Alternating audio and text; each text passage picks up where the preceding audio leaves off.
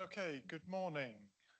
So I make it 9:30, so time for me to open this morning's session into the examination of the island planning strategy. And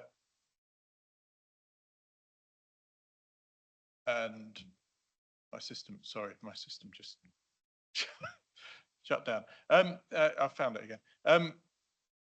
So I think everyone's probably attended previously, but I'll just run through the introductions very quickly, especially for those who might be watching recordings online. So my name is Andrew Steen, and I'm one of the inspectors who've been appointed by the Secretary of State to examine the island planning strategy. And David Spencer sitting to my right is the other inspector.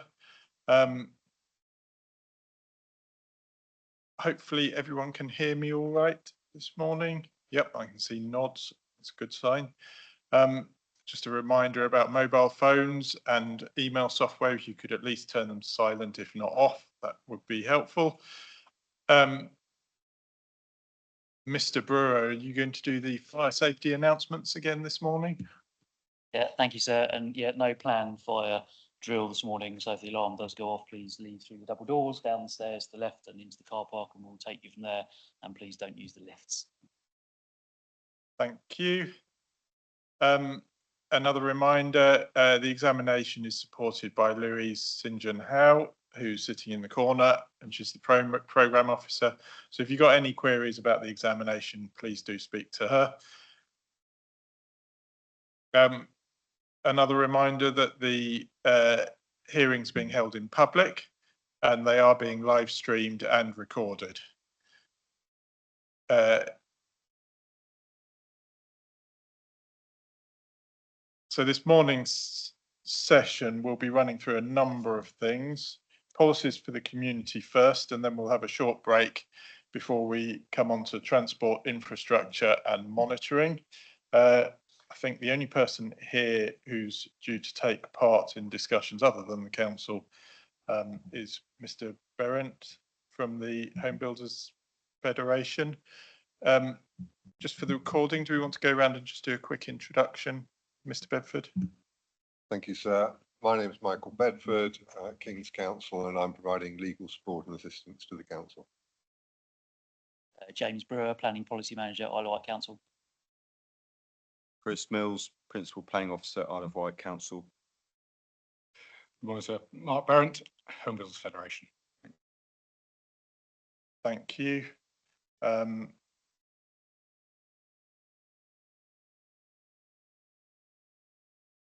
Yeah, so what we're seeking to determine is whether the plan in respect of the policies for the community first thing, and then transport infrastructure and monitoring later on, is sound, which means whether it's justified, effective, positively prepared and consistent with national policy. Just as a reminder, be helpful to understand from any participants where you consider the plan is not justified or not going to be effective, and tell us what needs to be changed to the plan and why. So before we go any further, are there any initial questions on what we're doing? No? Okay, thank you. In which case we'll move on, and I'm leading this session, so just let me switch to my notes for this, and we'll run through the agenda that should have been distributed on the policies for the community. So the first item on the agenda is high quality design.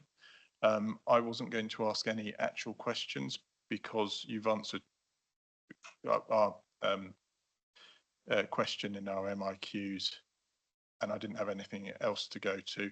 You have suggested some modifications. I just wanted to understand whether they go to soundness or whether they're just minor modifications. Thank you, sir. So yeah, we are proposing a slight change to policy C1. That's reflective of the ongoing conversations and statement of common ground with Historic England. And we do feel that there is one of those changes necessary for soundness, which is just to make sure that the policy aligns with paragraph 196 of the MPPF, referencing historic context in design. So that's set out in our hearing statement, and anything else to add on top of that?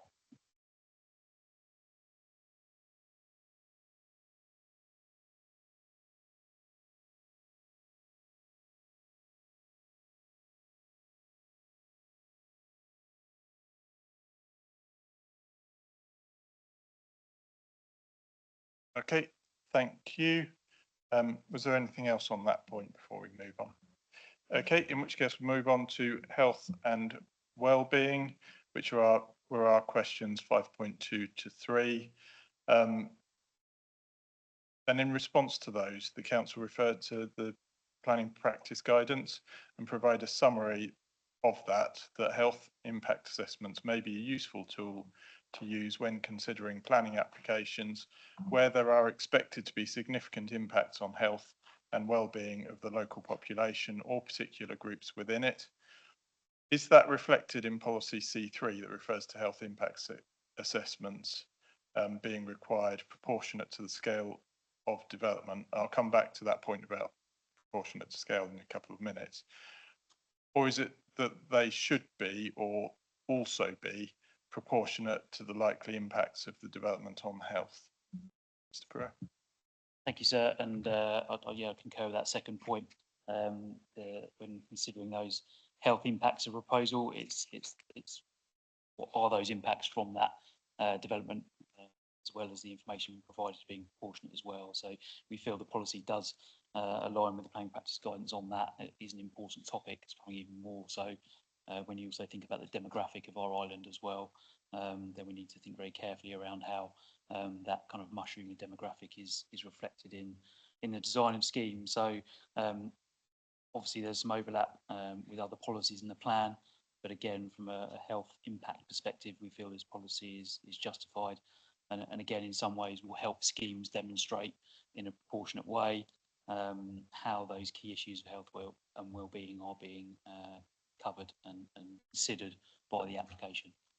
It's probably worth just mentioning, so in paragraph 5.29 of the plan, in terms of assisting applicants with that, so we'll provide template HIA documents should this policy and the plan be adopted, and that will assist applicants in terms of the scale of information they need to provide as well.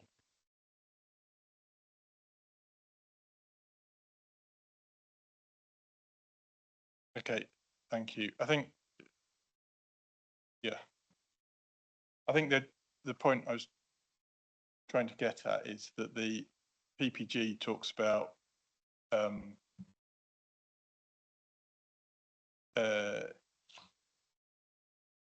seems to be a proportionality in that in terms of the effects on health of particular groups, which you've mentioned, but whether that's adequately covered by the policy, because the policy itself doesn't seem to mention that. It may be that that's your intention, but does it need to actively mention that? Thank you, sir. I think the health impact assessment itself will be the tool that does that. So the HIA would look at those health impacts on the development. So the policy requiring that document will ensure that those impacts are assessed. So I think that's the way we'd see that working, the HIA being the key document there. I think so. I mean, if that remained a concern as to capture that, what one could it would qualify the phrase so that it said proportionate to the scale, nature and effects of development, which would perhaps be more all-embracing, so that the HIA be fashioned having regard to, say, what was proposed. I mean, there's a little bit of a chicken and egg in a sense that until you've done the HIA, you don't necessarily know what the effects will be, but it could be said, well, by putting a reference into scale, nature and effects, it does allow, as it were, the framing of the HIA to be tailored to the development that's being proposed and therefore its likely effects. And then obviously the HIA itself would then deal with what those implications would be. Yeah, I mean, maybe that's something to go away and think about, but yeah, that was the point I wanted to understand. And then the next point I wanted to move on for is about scale.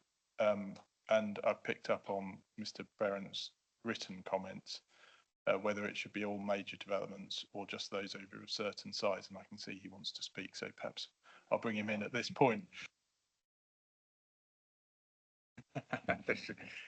I think it is in terms of that scale and the necessity of an HIA. I think when we're looking at health impact assessments, we need to look at actually what are the health impact assessments, how have those been assessed and addressed through the plan itself.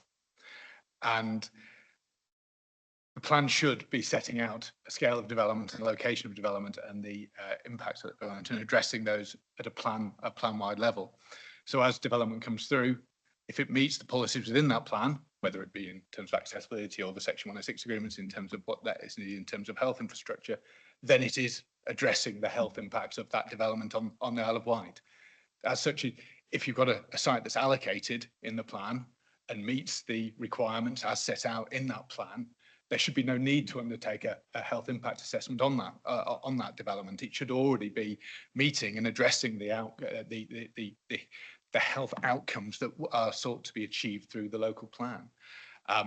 I'd see if there's a large development that comes through a windfall that hasn't been allocated in the plan and therefore isn't taking into account those aspects, especially in terms of infrastructure, then yes, I think a health impact assessment is an appropriate way forward.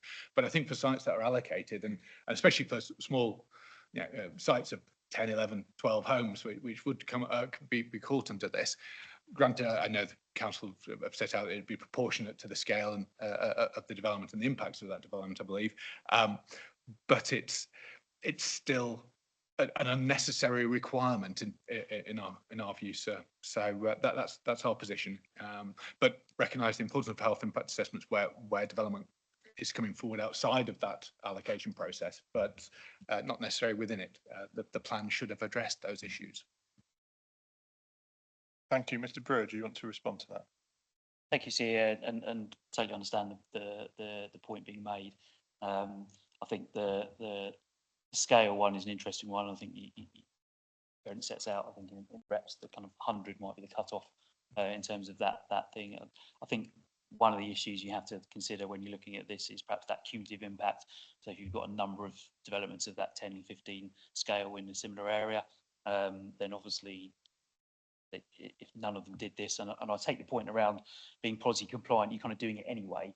But just having this as a kind of almost an overarching review, it also gives opportunity for colleagues in public health just to consider perhaps where some of that development's coming forward, whether there's anything they can feed into that in terms of perhaps how an area of open space that might be coming forward as part of that development works, other kind of health objectives that might be coming within that local area. So I take the point around kind of potential duplication, and actually through good planning you're probably kind of doing a lot of this anyway, but we feel that it's again on a proportionate basis, that it will provide a useful and effective tool just to demonstrate really clearly what those kind of health impacts are, and also how development provides a real positive opportunity to address those, which again sometimes can get lost in the development process.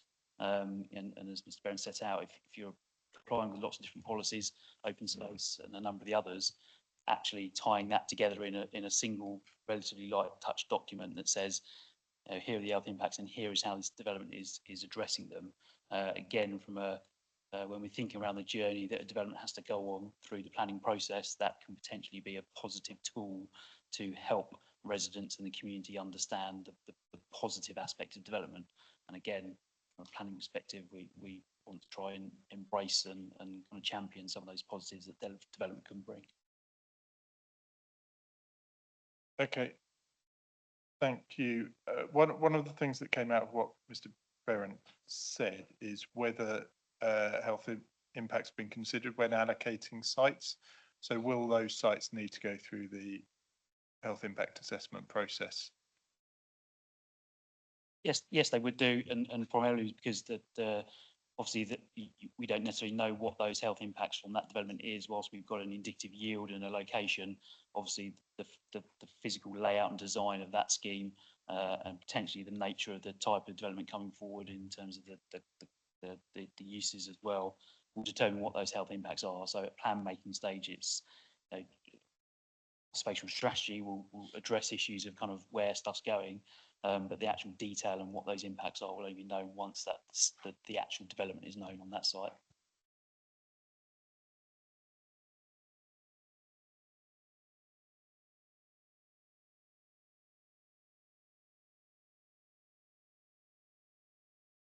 Mr. Barron.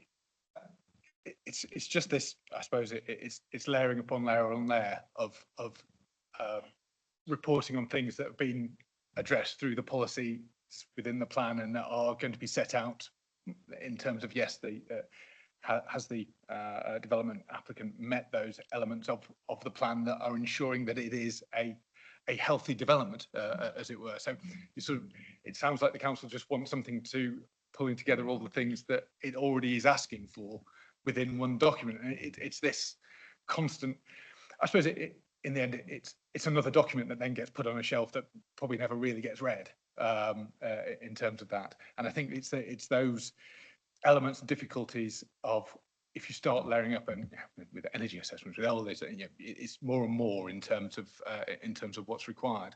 And I think it is just, if it is to be required, I think has to be recognised, and perhaps it is here in terms of the scale and the effects, and recognising that it's a far lower level of assessment if you are an allocated site in the local plan that's meeting policy, then it shouldn't be, it should be a significantly lower level of assessment, and very much an overview. Have you met the policies within the plan? Tick, tick, tick.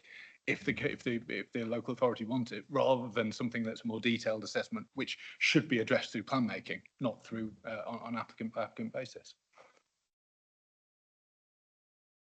Mr. Brewer, do you want to respond to that, or do you think what you said before was covered? I think, yeah, we've set out where we set on it in our MIQs, and obviously what I've said this morning. So I think, yeah, there's further to add, I think. Just another thing on that policy. You suggested a change in document CD7 regarding access and appreciation of the historic environment related to well-being. I wasn't quite clear. I mean, you suggested it's not required for soundness, but I was just wondering why that's required, and also why just historic and not natural environment as well. Thank you, sir. And yeah, I obviously concur. It's not necessarily for soundness. It is an issue around clarity and just comprehensive approach. I suppose the natural environment almost comes by default, really, to a certain extent, when you're looking at some of the issues that a health impact assessment we look at. You know, open space, ability to access open space, and physical activity and social interaction. So I guess there's almost a kind of by default incorporation of the natural side, and whereas the historic would not be. So that's why we've suggested that as a clarification.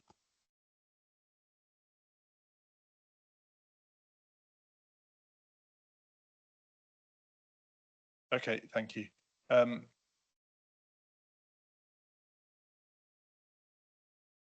Yeah, and simple question on whether changes are required for soundness. Again, suggested changes to policy C4. Just whether they're required for soundness or for another reason. I think you might have answered it in your written answer, but just. Yeah, thank you, sir. Yeah, we picked up in our answer to 5.3.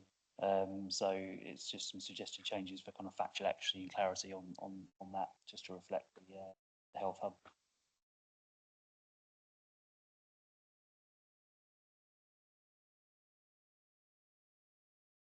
Okay, thank you. I think that covers everything on that point of the agenda, in which case we'll move on to independent living and annexes.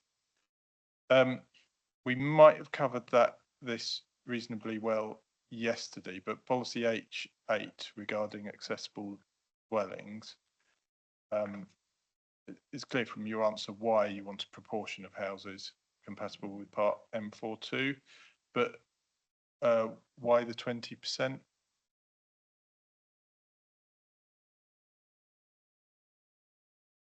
So, yeah, and I think as we touched on in our answer to 5.4, again, we've tried to take a proportionate approach to that particular topic in terms of making sure that a proportion of all developments cover that. In some ways, I say we've probably been overtaken by events on M42 because the likelihood that that's going to become mandatory anyway for all dwellings. So I guess then moving into that M43, which is the second strand of it. Again, I think, you know, in terms of the evidence we've provided and talked about already this week around the demographics of the island, it's absolutely essential that we ensure that some of the housing stock we've got coming forward is effectively talking to that demographic, but obviously recognising the costs of doing that as well.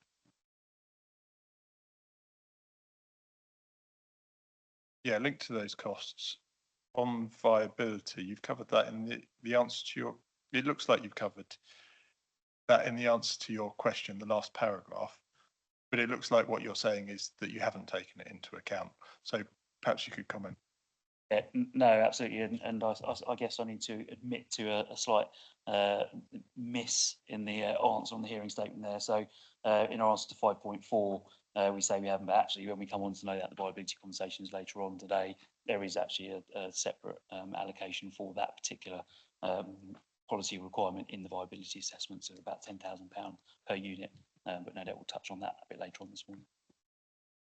Yeah, I was going to stick, I've got in my notes to come back to viability a few times, and what I was intending to do is sort of mention it now, but I think Mr. Spencer's going to cover viability later, but perhaps we'll come back to that later, so I wasn't going to ask any more on that. I didn't have any questions on the annexes point. I think you answered that in your answer to our MOQ, so I wasn't going to say any more on that. In which case we'll move on to the net zero policy, which is policy C11.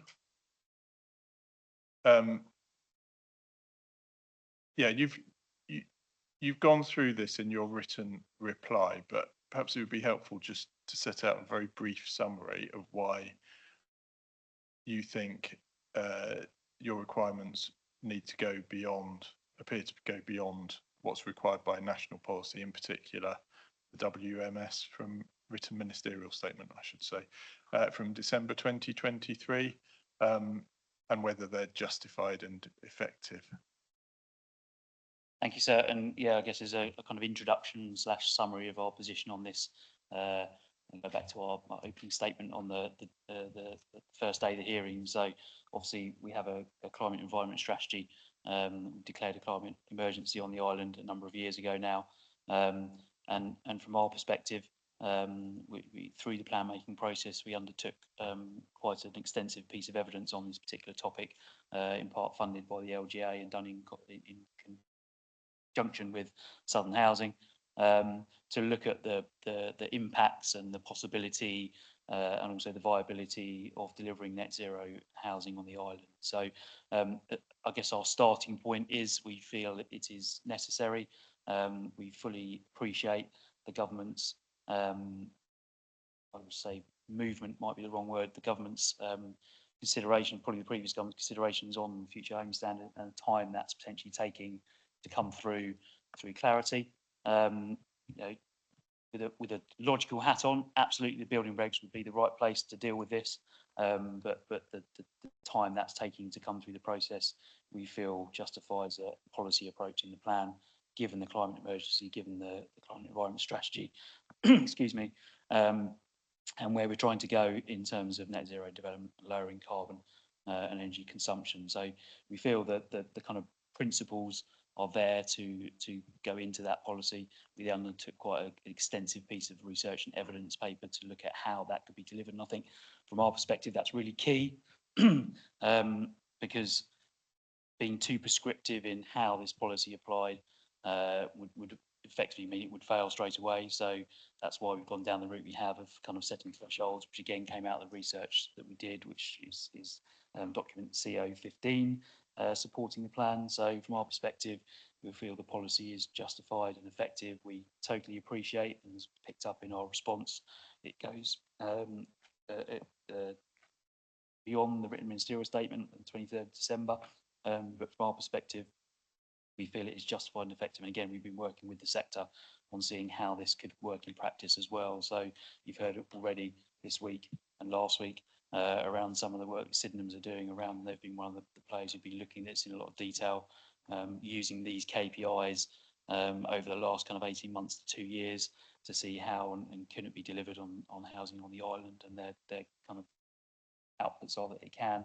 So we're confident, again, that this is the kind of thing that over time will probably start to become more ingrained as normal. So I think that's probably a rather scattergun summary of where we've got to.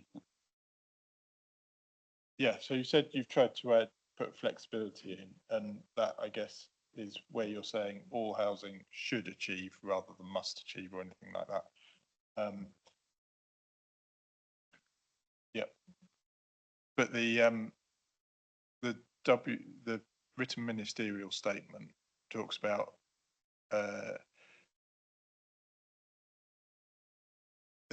doing it in a certain way.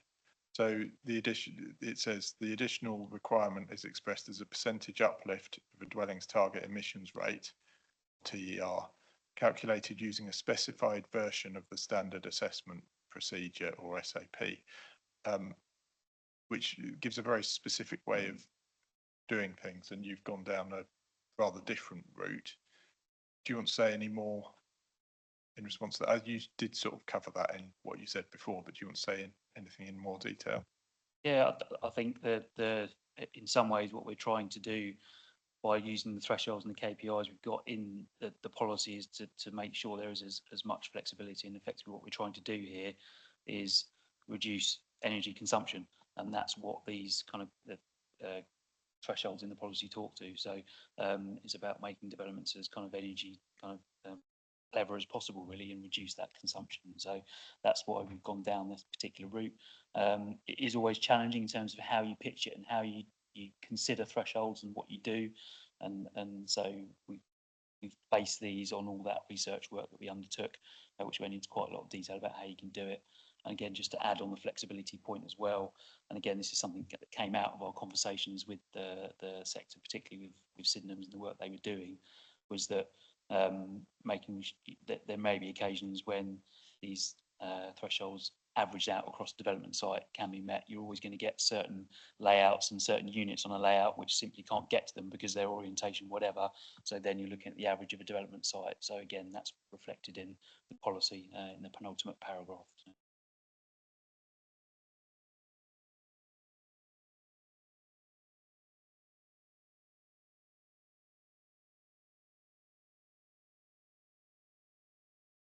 So I was going to say there is an element, I wouldn't over-emphasise it, but part of what seems to underpin the previous government's thinking in terms of the written ministerial statement was, as it were, a wish to avoid a multiplicity of different approaches in different geographic locations, because for those who are carrying out house building on a larger scale, it was perceived that that might be more challenging because of having to negotiate different standards in different areas. And whilst we wouldn't obviously detract from that as a point, obviously you have been hearing both yesterday and last week about the way that the house building industry and the housing market on the island work.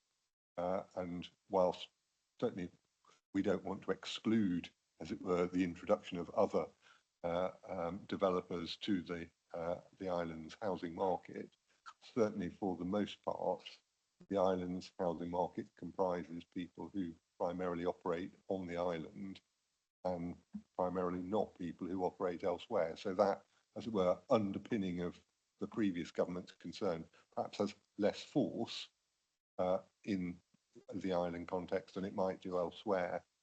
I say I wouldn't say that that's a clinching argument, or it's the only consideration, but in that kind of mix of is there a justification for the island doing something which is somewhat different to the written ministerial statement?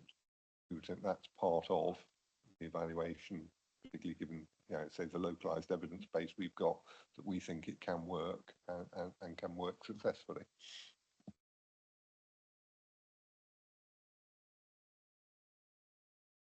Mr. Barron, coming.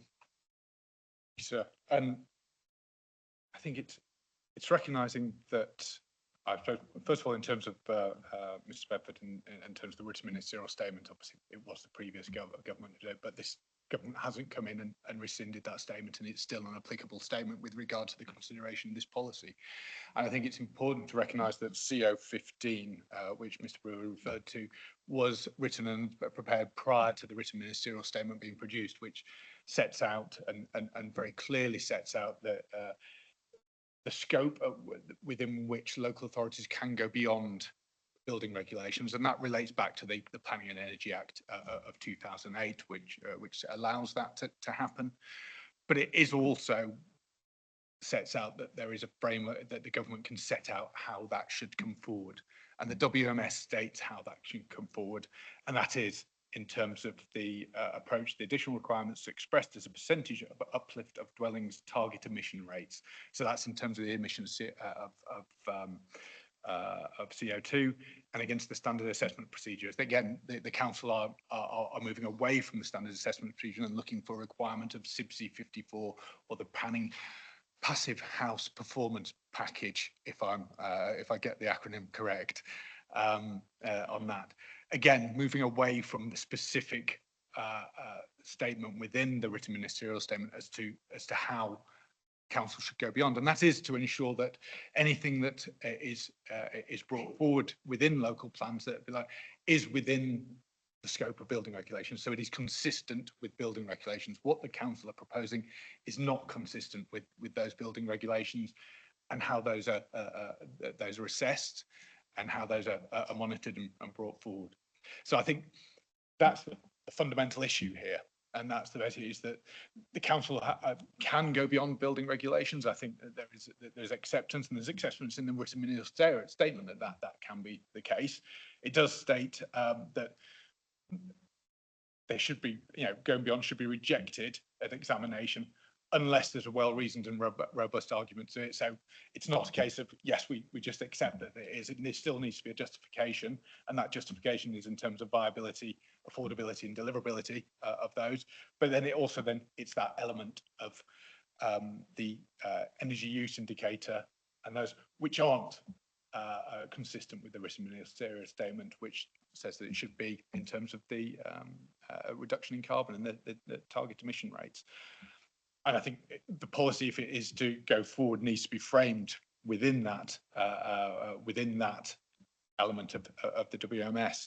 I think that's. I think in terms of the future home standard, yes, there has been a delay. I think we'd all like to have seen it come forward quickly. I think our members would like to see it so they understand and know where it's going. And it is that consistency. I think what's also important to remember is that the reason why there has been delayed is in terms of that stepped approach to ensuring we get to those higher standards, and that we are all development across the country is aware of when those stages are coming forward. So we had the improvement in 2021 in terms of the building regulations, which was enforced in June 2022. We expect the future home standards to come forward. Probably not, well, I think we'll probably see legislation either later on this year, but then brought in next year or the year after. So we are seeing progress with regard to that, and it will come forward. And I think it's to then have policies that set out energy use. And I think it's recognised that also energy use was considered part of consultations with regard to the building regulations, rejected by the government in terms of as an approach to go forward.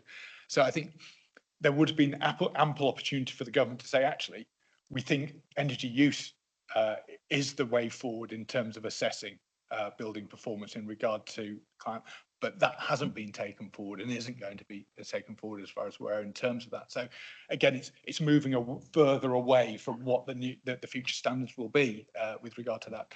And so can't really say any more, sir, other than that, and the inconsistency between what the council's approach is doing and what is said within the written ministerial statement.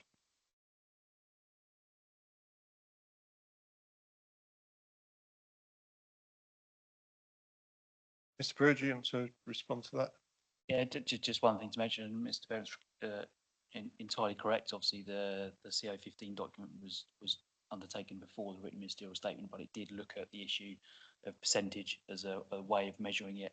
And one of the key challenges with that is how do you then measure that post-occupation? And that's the key point here when you're looking at how you can effectively ensure these houses remain net zero. That kind of closing of that feedback loop is really important. The percentage doesn't really allow that to happen, and that was one of the reasons why we've gone down the route we have in terms of looking at space heat on and energy use intensity, because as measures, there are things that can be then monitored kind of post-occupation, and percentage doesn't allow that to happen. So that's why we've gone down that route. Totally accept. Again, I think we'll probably agree to disagree on in terms of this issue and the approach we're taking. But I say we feel we've got the evidence base to support the policy, and that would be justified and effective. So leave it there. So I think it's just worth adding, I don't think we would accept the way that in part Mr. Barrett's put it, that what we're requiring would be inconsistent with building regulations. That's to say, if you achieved the requirements of our policy, that in some way that would mean that you would fail to comply with building regulations. We don't accept that. Certainly, if you achieved our policy, you would be doing things which are additional to what's in building regulations, but we don't think that would create a problem with getting building regulations compliant. So I think Mr. Barrett probably accepts that. I agree. It may be inconsistent with the approach that's advocated by the WMS and by the government in terms of going beyond building regulations and ensuring that the approach is consistent with the approach to assessing building performance that's within building regulations, which is in relation to the TER and not in relation to the EUI. So I think I accept Mr. Bedford's point in terms of yes, if you met this, you would be, but it's about going beyond, and it's how you then go beyond those building regulations. And this isn't an approach that's advocated by the WMS. Yeah, if you like, they're not what's being promoted isn't in conflict with the building regulations. It's just different, and perhaps within the WMS, not necessarily within. Yeah, you're not. Yes, you're not going to suddenly not meet building regulations if you meet this. You still have to achieve, but you have to achieve both in terms of that, and you still have to have both. Would have to be assessed. You know, one, obviously the assessment on EUI would be undertaken by the local authority in terms of the planning, and then the building regulations would be assessed separately. So you've effectively got two enforcement and review mechanisms. I suppose the other item is how does that happen? You know, the local authority is the resource there to actually go out to the planning authority. Officers know and understand building performance in the way that's there. You know, all those elements that are there, and how those two requirements or regulatory frameworks coexist and interact. I suppose it's going to be would be an interesting one, and one that I haven't necessarily seen set out with by the council.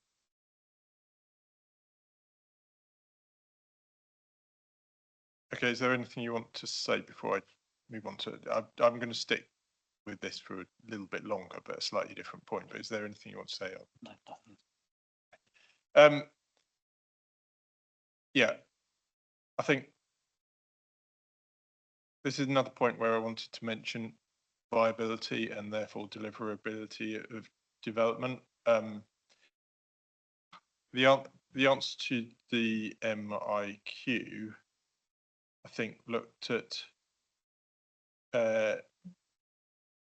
particularly at Part L, both 2021 and 2025 Part L, but it wasn't clear from that answer whether it went further in terms of analysing this policy. I think having looked at the viability assessment, I think perhaps that does, but perhaps do you want to comment on the viability side? Yeah, sure, and we'll no doubt touch on it in a bit more detail later on, but it's probably how I wrote the response. Probably didn't quite set it out clearly enough. So, yeah, the viability assessment does include a separate amount per dwelling for meeting Part L of the Building Regs 2025, and then a further sensitivity beyond that, which aligns with the figures that were coming out of that work that we did with the LGA in Southern Housing on the potential costs of delivering this.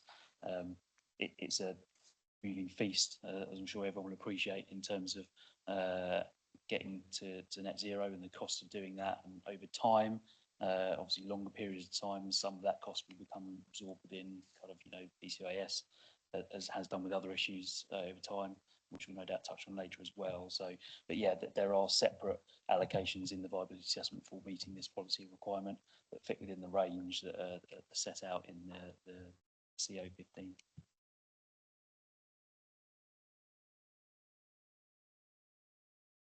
Yeah, as you say, we're going to come back to that later, so I'm not going to go any further now, but it maybe we come back to it. Sorry, I was going to add one more thing on that. And again, part of the work we've been doing with Sydenham's is also looking at the cost of this as well. So we haven't just focused on the how, the cost has been part of that kind of their consideration. Mr. Burren? So that I think there is a significant uncertainty in terms of the costs of any new approach like this. We are seeing in terms of, I know the Future Homes Hub, and I put this in my statements there, and Regulation 19 submissions, that the cost of not exactly the same standard as everything else can get up to about £22,000 per unit in terms of reaching that level of energy efficiency. It's lower in the council's assessment, and I just think that it's that level of uncertainty as to the cost and the impact. And I think we will come on to it later in terms of viability.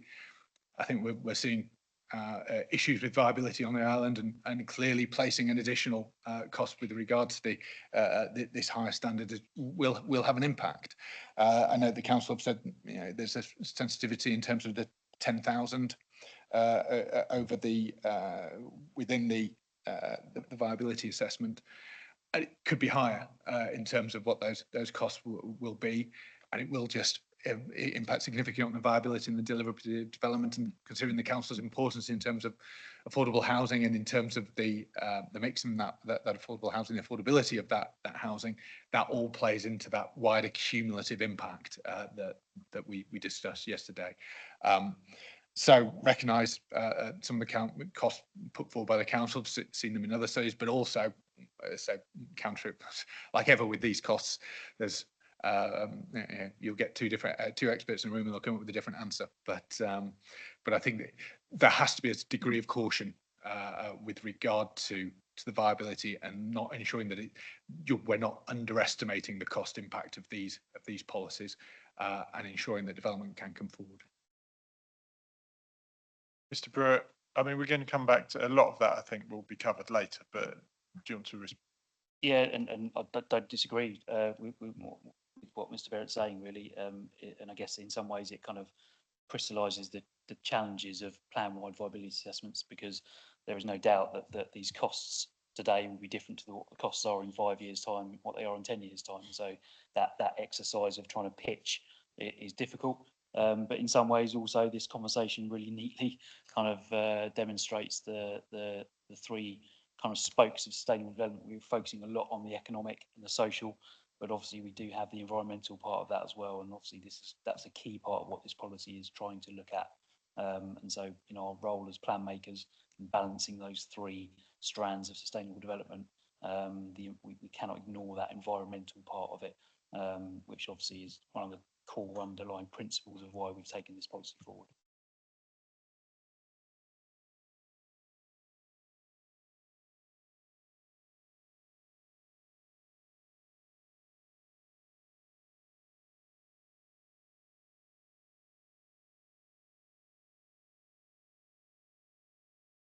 Okay, I think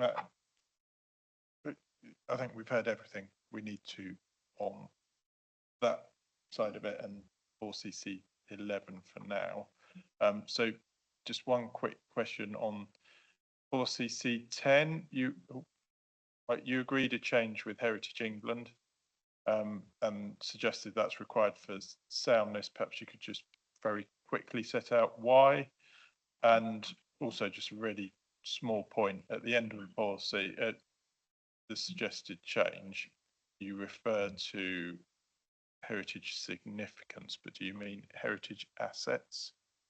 But perhaps you could cover the soundness question and have a think about the other one. That's not sure I necessarily need an answer to that right now. Just bear with me 2 seconds while I open the CD7 document.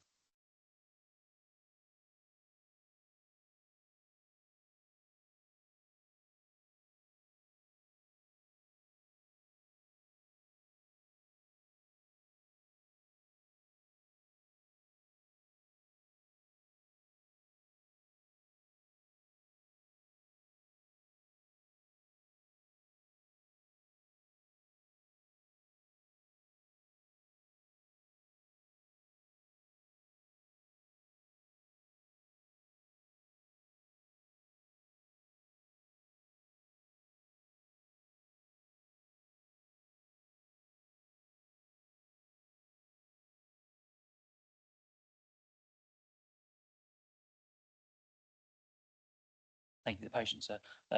So yes, in terms of the proposed changes to C10, obviously the slight rewording, the kind of the first criteria and just moving a bit of wording around. So obviously that's just a point of clarity. And again, the changes in the latter part of the policy relate to obviously referring to the year's national landscape, which is a kind of factual timing update. And yeah, just being clear that we're talking about protected areas. Designated heritage assets, so including those in that assessment really. So, and then going to your last point around the proposed change to criterion H, absolutely correct in the fact that we should probably say asset there rather than significance. So, I'm not sure that makes much difference because it's clear. So what you're saying is that the changes aren't required for soundness, because I thought I picked up from somewhere that they were. I think Historic England suggested they would be, but our view is that it's just more to ensure that there's clarity in the policy and the right factual designations are noted. There's no change to what the policy is trying to do through that wording. It's just making sure there's clarity on the word protection and designation. Okay, thank you. I think, sorry to go backwards a bit, but looking at policy C11, Mr. Spencer, I just want to be clear from the discussion in the room. I think this is clearly an area we want to reflect on further. Obviously, the council's position is find policy C11 as submitted sound. That's an approach, meets the 4 tests of soundness. I think to be clear from the HBF, I think the alternative, I think your organisation is suggesting, Mr. Berines, is a sound policy is one that would have to be in firm accordance with what's set out in the December 2023 written ministerial statement if you're going to have such a policy. If the policy is considered to be viable and deliverable from your assessment, then yes, it would need to be consistent with the WMS in terms of the TER.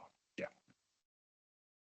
Can I understand from the council, if we were to go down the route of a policy that was in the format of the written ministerial statement, or say to the council review, yes, this is a policy area, but we've come to a conclusion that it needs to be in conformity with the written ministerial statement. Does the evidence in CO15 allow for that, or would the council be in a position where it may need to kind of look at further or additional evidence? You've referenced a number of times, Mr. Brewer, to kind of discussions with synonyms.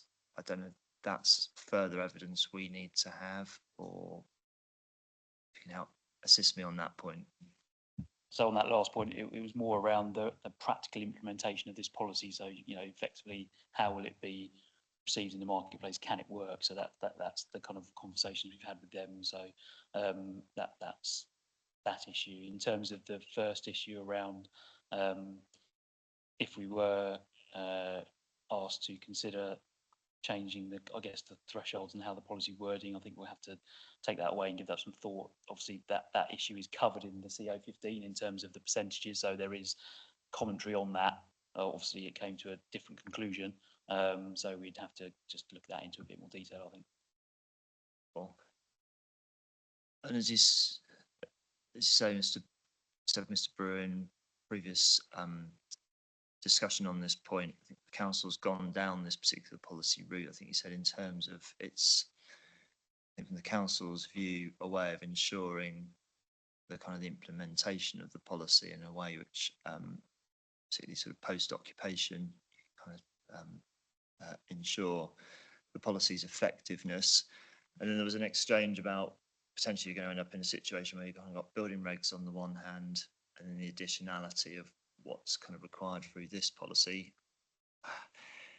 Test of soundness and on effectiveness includes, you know, whether the plan will be deliverable. I guess part of that is, has the council given thought to, does it have the resource, the skills, were this policy to be found sound to kind of run potentially that kind of tandem approach up and until a point where I think what everybody's looking for is some kind of harmonisation through the building regulation system, but in that any kind of interim period, we hear this other plan examinations around, you know, can authorities kind of deliver on this? Thank you, sir. And I suppose I'll draw a parallel to BNG in some ways, and use of metrics and that. And so obviously that was a further requirement on the LPA to consider as part of applications, and is now done so. And we'll probably see this in a similar way. Obviously, we would need to ensure we have the technical ability to assess the information that we've got in, and we would obviously do that if the policy were to remain in the plan. And I think we've also mentioned in here around a potential SPD as well, in terms of providing some of that steering and guidance around how this policy could be implemented in practice as well, which will then help the quality and level of information that we get in, which then helps the assessment of that information through the planning process. So we have given thought to it. Obviously, the outcome of this process is key to then how those kind of thoughts and conversations become reality.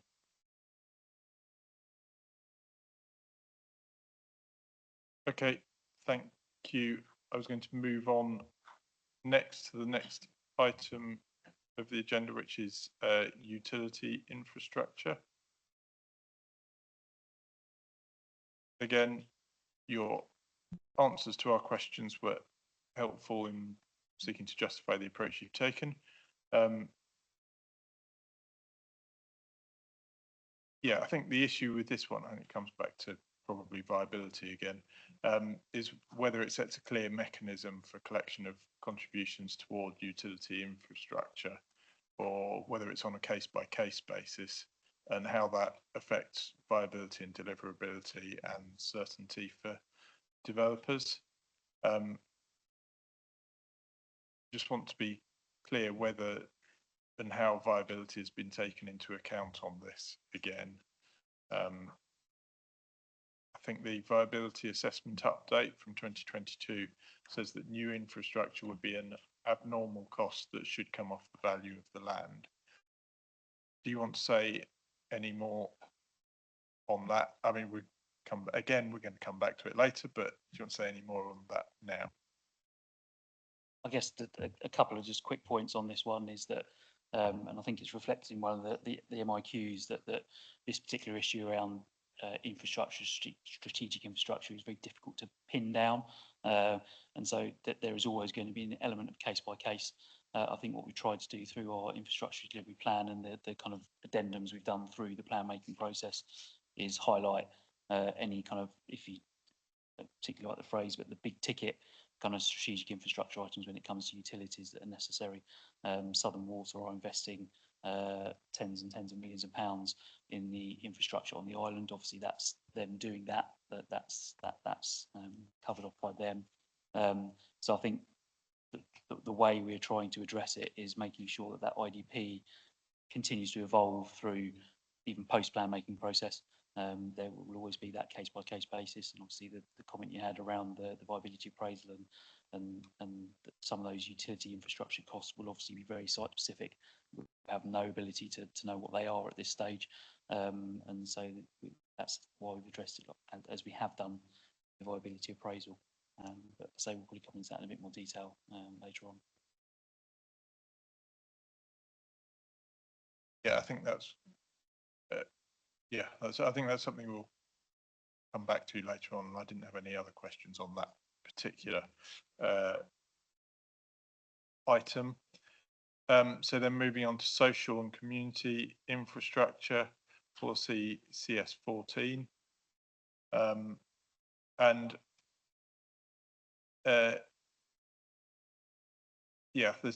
This particularly, I think, came from the representations from NHS Property Services. But does that policy reflect paragraphs 124C and D and 125 of the framework regarding identifying sites for development, including those in public ownership?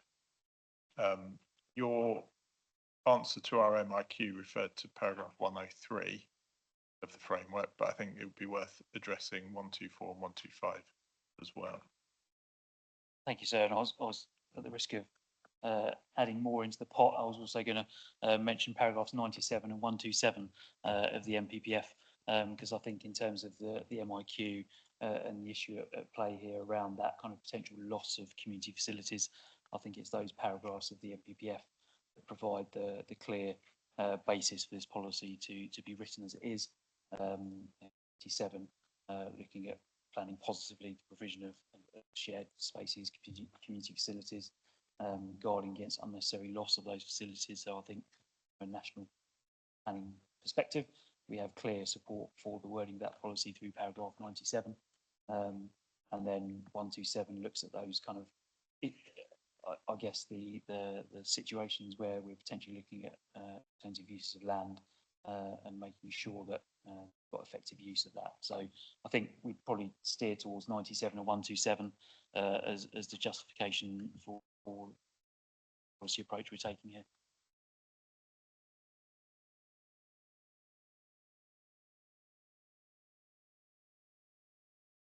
Which I apologise for not putting in our hearing statement. Sorry, I'm just quickly looking them up. Yeah, I mean, 97 deals mainly with, I moved on to 127.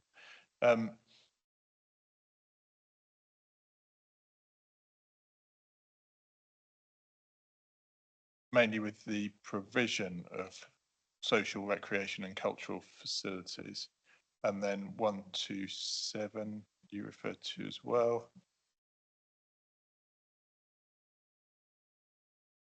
Yeah, and that's about alternative uses of land, making more effective use of sites that provide community services. But I think my question was getting at the policy. This, if you like, the last part of the policy, which deals with the loss of existing social and community infrastructure facilities, and how, just to be understand how that's whether that reflects those paragraphs I referred to. I can find my notes again, which were 124 and 125 of the framework.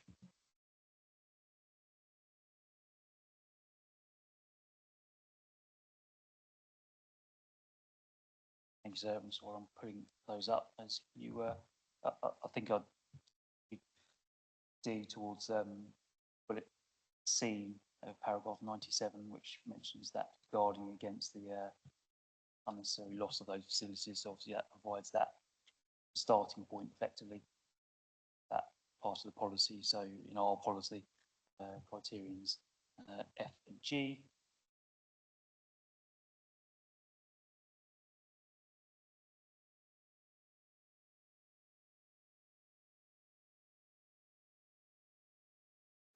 And I suppose 125 is obviously around the kind of allocation of and bringing forward land for community facilities. And you know, that second part of the policy is around the loss of those. So I think they're slightly different aspects. And in terms of the 125, see a number of the site-specific requirements in the plan in Appendix 3 identify the potential for sites to deliver community facilities. Obviously, again, a lot of that is going to be site by site and locationally specific. We've already touched on last week the kind of Newport aspect of that, and making sure that there's no duplication of such facilities. So we're confident that through the package of allocations, some of those of the scale that they are will provide opportunities for new social and community infrastructure where it's considered necessary.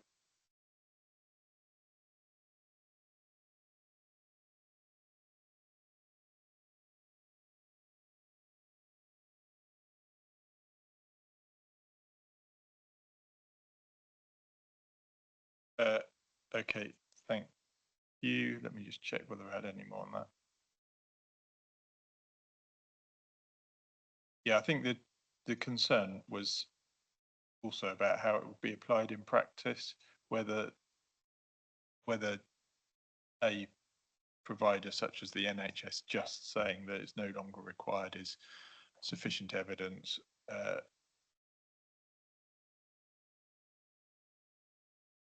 Yeah, and they suggested some amendments. Do you want to comment on any of those?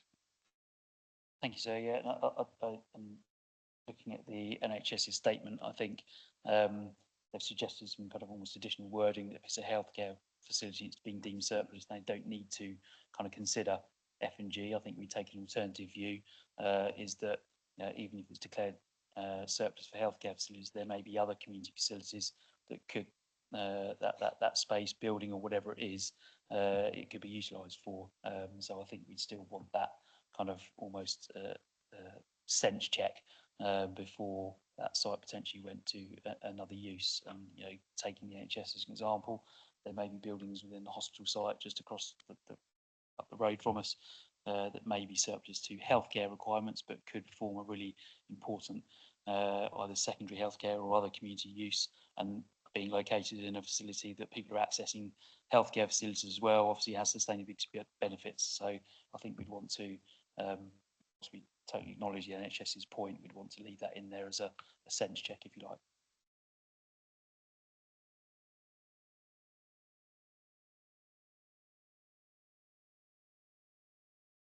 I think so. We'd also see there's a certain sort of equity, as it were, position as to if other operators of land which is currently in community uses would be subject to a need to consider alternative community uses if their particular community use had either come to an end or was no longer required.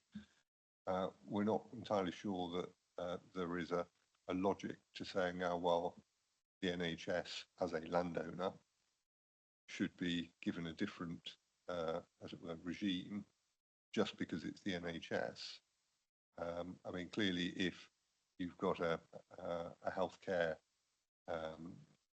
provision which is very specialised, then if it's surplus to that healthcare requirement, it may well be unlikely that it's adaptable to some other community use, but there will be other healthcare uses which are entirely adaptable and capable of being reused by other community entities. And so we don't really see that there's a logic for singling out one provider of community services from other providers of community services and giving them, in a sense, special treatment. And certainly 127B of the MPPF, when it says, in particular, they, i.e. LPAs, should support proposals to make more effective use of sites that provide community services such as schools and hospitals, provided this maintains or improves the quality of service provision and access to open space. So it's clearly intending to at least retain, if not improve, the overall quality of community service provision, whilst obviously encouraging the effective use of community service provision. So I think that's how we see it. Okay, thank you. I didn't have anything else on that point. So moving on to the last point on the agenda, I think, of this part of the agenda anyway, on community-led planning. Yeah, you suggested a change to policy C15. Do you want to just confirm whether that's necessary for soundness? Thank you, sir. Yeah, as set out in our MIQ 5.12 response, we're just proposing for the benefit of others to add in that a neighbourhood plan could include the designation of a local green space. So that is a function that they could take up. And we believe that's necessary just to align with paragraph 105 of the NPPF, which states that is a function that neighbourhood plans could take.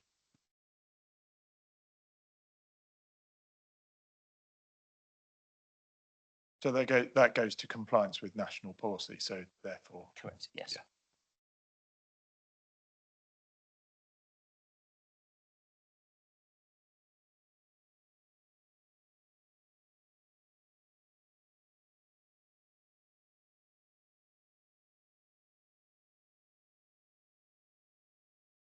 Okay, I don't have any more questions. I think there was a question on our MIQs on second homes and short-term holiday let ownership, but I wasn't going to ask any more on that unless you feel the need to say anything.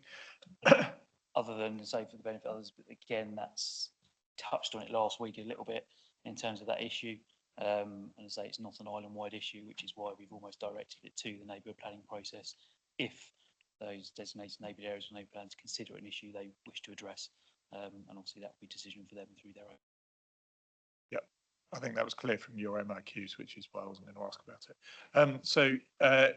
Should we take a 10-minute break? Need to rearrange the room. Some people might be moving seats. So should we come back at 10 to? Yep. Thank you.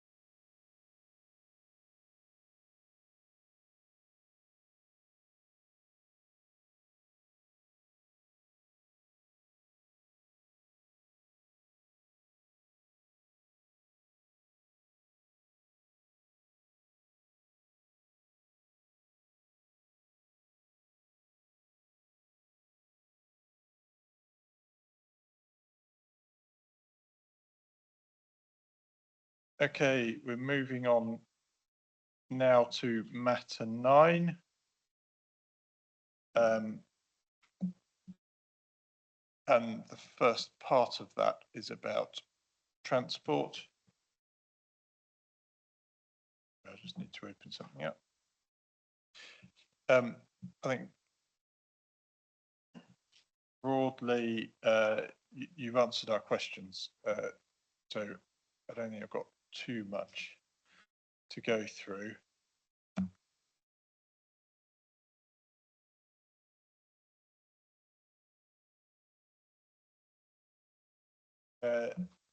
First of all,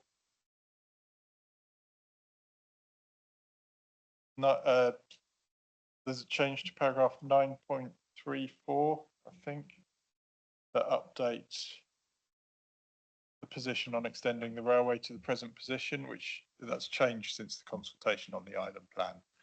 That's correct. That's correct, sir. Yeah, so as set out in Article 9.1, we're just, again, it's a factual update on the kind of status of that bid slash potential project. So we're just making sure that supporting text reflects the current position. So does that go to soundness, or you don't think so? No, I would suggest not. No, it's a matter of factual update.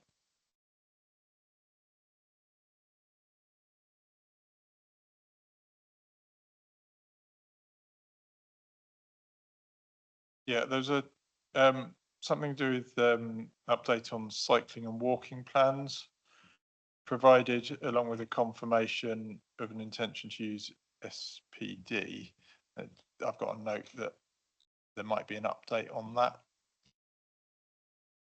Thank you, sir. So yes, we have one, the Newport Ride local cycling walking infrastructure plan, which is formally adopted as an SPD, and we had another 4 which were agreed by cabinet in February for adoption as SPD. So once we're through this week, we'll then be formalising that, but we have that decision to adopt as SPD.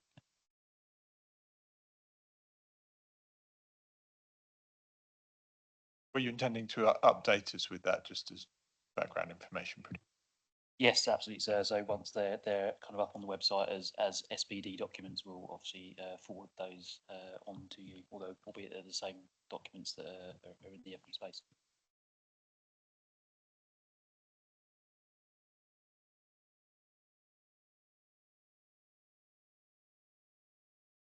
Okay, thank you. And you've got also suggested some amendments on healthy streets concept. Again, is that a soundness issue or not? Thank you, sir. No, wouldn't say that's for soundness. And again, this is probably more terminology and semantics than anything. Obviously, we refer to kind of 20-minute neighbourhoods as a principle that's coming through the LTP work. Obviously, there is the healthy streets concept that kind of say the same thing, but talk to the same principles. So we're just making sure, again, that we're referencing those in supporting text.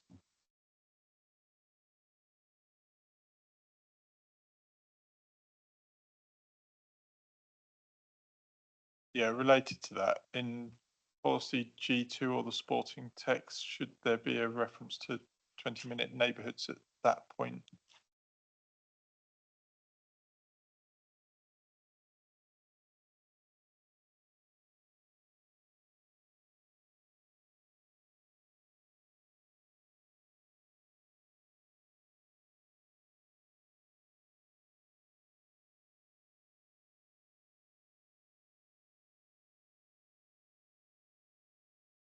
Thank you, sir. Yeah, I think it may be potentially worth adding in a reference at 613, just to reference that. So again, we'll make a note of that, again, not for soundness, but I think just to tie the that spatial strategy element of G2 to the transport policy. 6.13, did you So say? that's where I'd suggest we just make reference to it, yeah.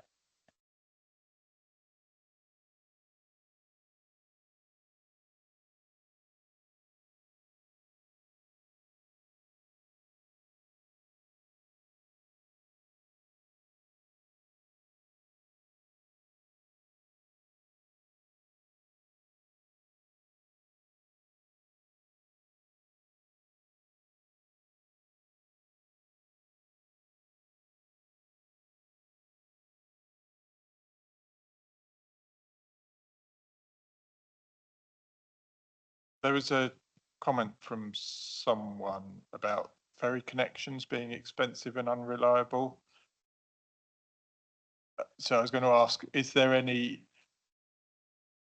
anything within the plan to deal with that or improve those connections or anything, or do you want to say anything else on that? There's lots I could say on that. But as plan makers, I think there's nothing to add other than the policies we've got in there. Obviously, it is an issue for the island, but a lot of those.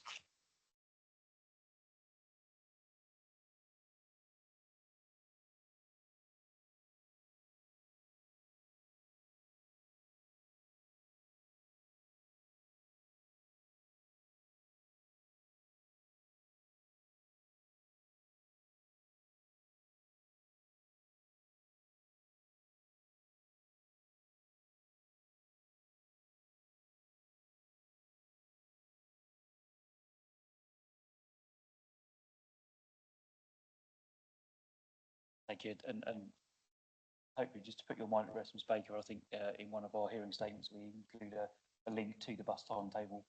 So hopefully we've covered that off for the inspectors. But I think on ferries, yeah, there's nothing from a plan making perspective.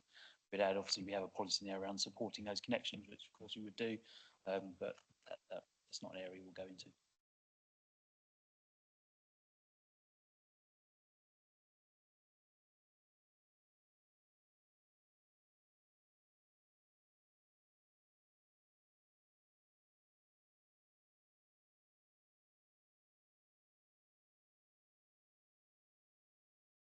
Okay, thank you. I think that was all I was going to say. Were there any other changes that I missed that you want to make any comment on, or whether or not they're for soundness? Thanks. No, not within the transport section. It was just those two that you've picked up. And obviously we'll get updated and we'll provide you with the SPD's LC whips. Thank you. In which case, I haven't got my agenda open, but I'm handing over to Mr. Spencer now to take over for the next sections. Thank you, Mr. Steen. Before we move off transport, is there anything further anybody wish to say in relation to the plan's approach to kind of transports? Obviously, Ms. Baker, you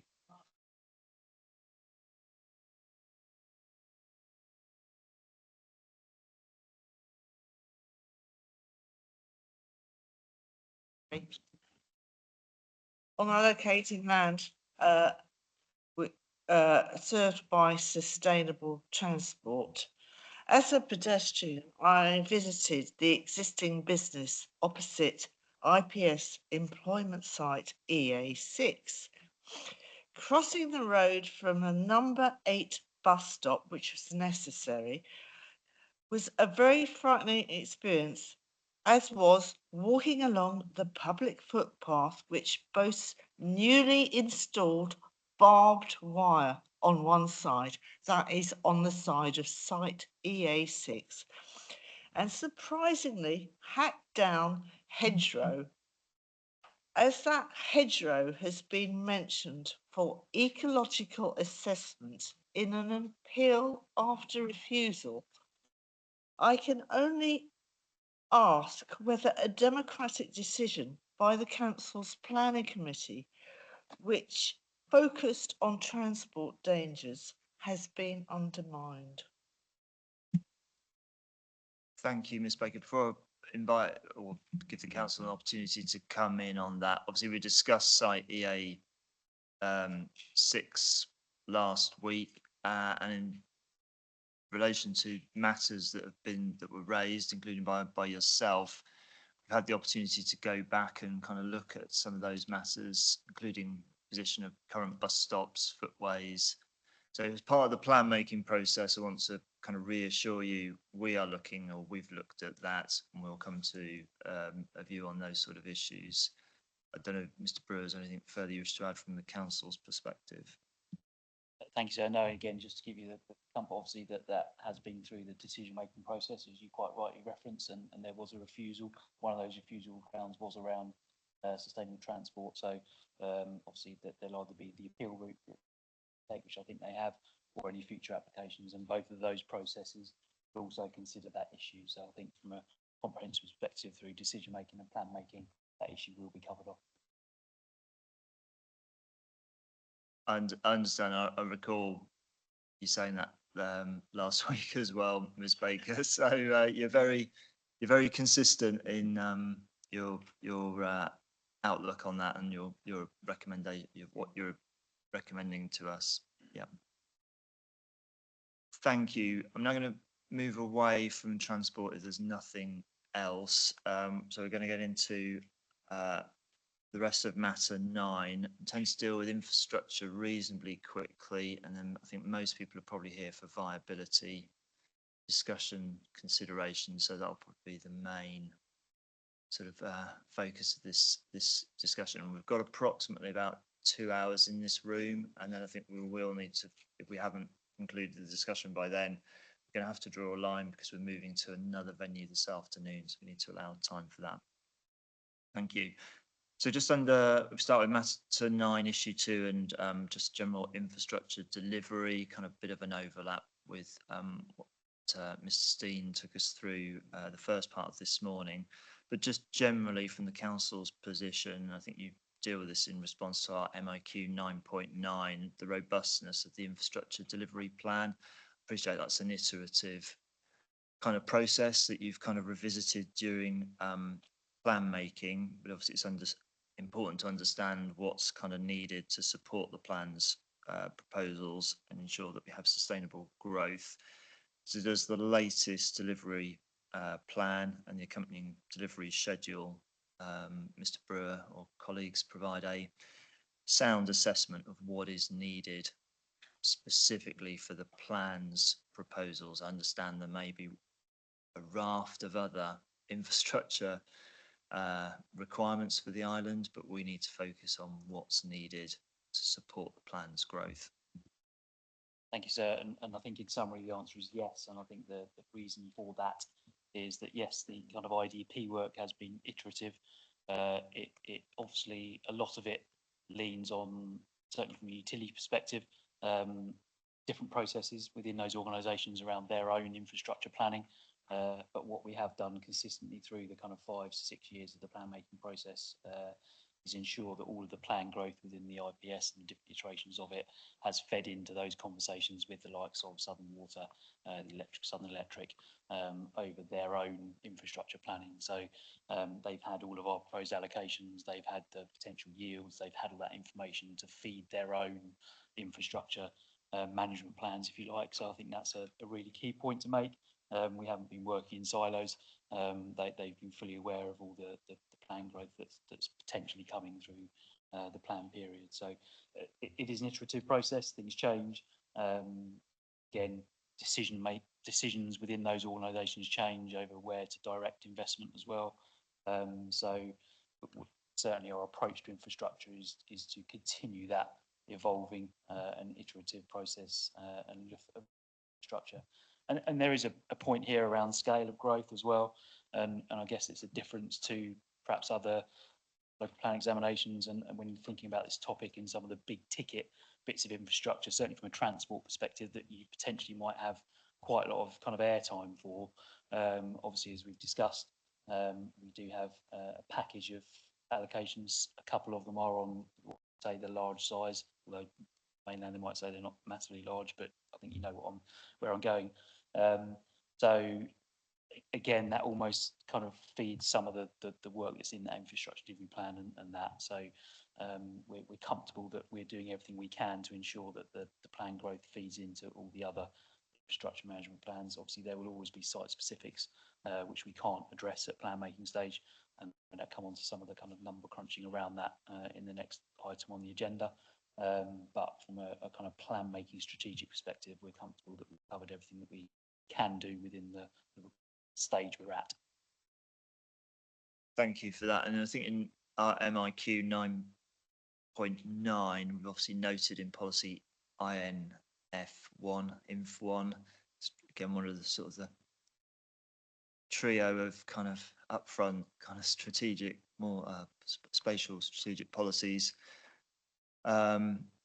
Council appears to attach a particular importance to technological infrastructure and sewage capacity within that policy. A note on the perhaps the technological infrastructure side of things seems to be a programme through BT Openreach that's seems to be happening now and is largely funded to move the island forward. In terms of water quality and sewage discharge on the island, and we'll come on to this, I think, again, as part of this afternoon's discussion, a number of kind of investments are identified to increase capacity and improve treatment processes. I think you mentioned earlier, Mr. Brewer, this is it wholly being funded by Southern Water through their sort of ongoing asset management planning processes? Thank you, sir. And yes, that's correct. And the latest IDP document sets out the scale of that investment from Southern Water. And it's probably at this point, before we come on to it in more detail this afternoon, it is just worth mentioning that the issue of sewer capacity on the island needs to be treated with a bit of caution. And I say that because there is sufficient sewer capacity on the island to accommodate all of the planned growth that we've got in this document. The key issue is the amount of surface water that gets into the sewers, and that feeds the kind of CSO discharge, and that's why Southern Water are making the level of investment on the island they are, because their perspective, obviously CSO discharge is not something that they to continue to happen for all the reasons. To be brutally honest, they're a commercial organisation, so the fines they get attributed for that, obviously they want to try and avoid. So the policies in the plan talk to that quite a lot. We'll probably touch on it this afternoon about that separation of surface and foul water, but from an infrastructure perspective, there is more than sufficient sewage capacity on the island to accommodate existing stock and future growth. It's just about the other stuff that ends up in that combined sewer network, which is what we have in the majority on the island. So again, I think it's worth just noting that as a general point, which is, it is a hot topic on the island. There's no doubt about that. But I think both from a Southern Water perspective and a plan making perspective, both things are doing everything they can do to overcome that issue. And again, the danger, I think, is that planned growth and new development gets blamed as the problem, and that's not necessarily the case. So you say there, Mr. Brewer, in sort of in headline terms, there is sufficient capacity. So for development coming forward, more particularly around the proposed allocations, there's no, I mean, I appreciate Southern Water will have separate obligations under the Water Act to connect properties, but there's nothing from the infrastructure planning side of things that indicates there's any kind of crunch issues within that capacity, that investment that's happening now not hold up kind of the delivery of the proposed allocations. Thank you, sir. Yeah, no, I absolutely concur with that last statement. Again, we've fed into the Southern Waters kind of ongoing water management plan and their infrastructure kind of investment programme, and that's obviously where some of these kind of levels of investment have come from. There's nothing that suggests that there are any major issues with this. Again, recent decisions by Southern Water on the island around not accepting any kind of more surface water connections into combined sewer, again talking to the core issue, which is take the surface water out and then the foul can do what it needs to do. Thank you. I'm going to move on to part B under this issue, because it's, again, I think it's a natural extension of kind of this discussion points. In terms of the delivery of infrastructure, timing, costs, etc. I mean, obviously that's a key part of the infrastructure delivery plan. And I think just in follow up to I think it's our matters and issues question 9-10.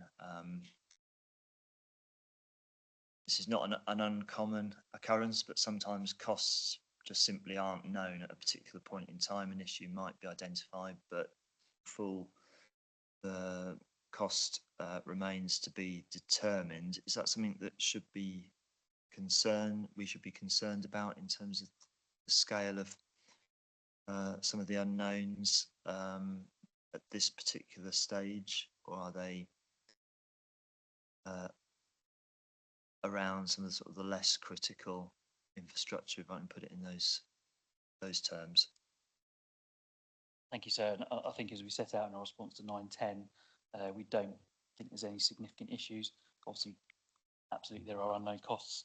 A lot of those are some of perhaps the big ticket items, smaller ticket items, when you're thinking around perhaps some of those cycling, walking structure adjustments. But obviously a lot of that is then very, very detailed design dependent on that particular piece of infrastructure, which we don't have at this stage. So I think our summary point, there's nothing concern through those kind of unknown costs, and say, and the larger infrastructure providers, Southern Water, Electric Company, had all of this. This is all feeding into their investment programs, and I think that's the key point.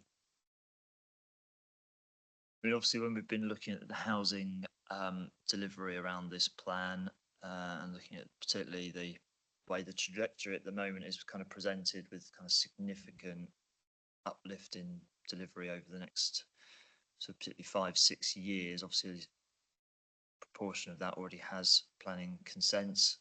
It's in the process of those that have consent may well have a Section 106 agreement in terms of various obligations.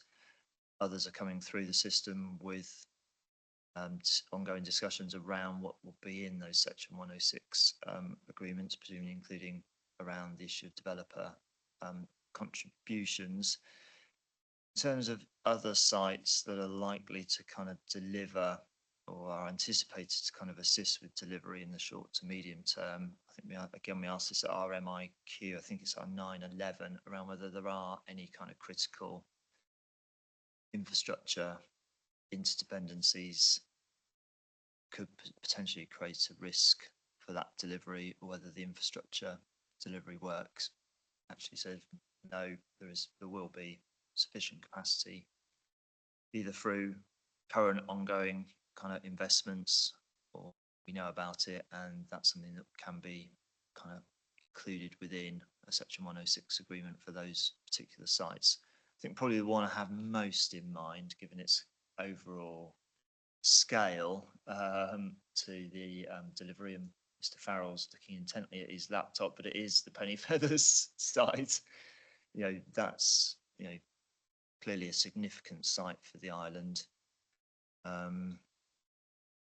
Whether there are any, more generally, whether there are any critical infrastructure interdependencies we need to be aware of, or whether it's moving slightly into a matter of detail, whether particularly for that site, anything that's kind of still needs to be potentially ironed out in just headline sort of plan making terms.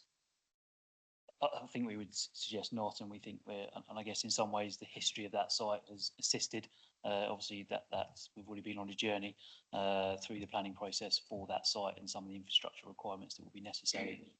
Highways being one, and obviously again thinking around some of the other things that are coming forward in the area. So there is an approach to address that, and obviously that will form part of the ongoing conversations through the current pre-app as well. So I think certainly from that, and appreciate the scale of that site and the kind of the role it will play towards the kind of mid back end of the plan period.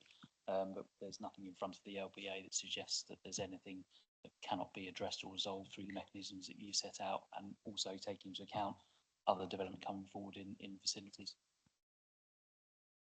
Thank you. And I think as you referred to, Mr. Brewer, I mean, ordinarily at plan examinations, so a lot of airtime can be given to, particularly around transport and highways, capacity concerns from local communities that the highway network won't be able to support the level of planned growth. Just looking at the infrastructure delivery schedule, the council seems to be in the position of having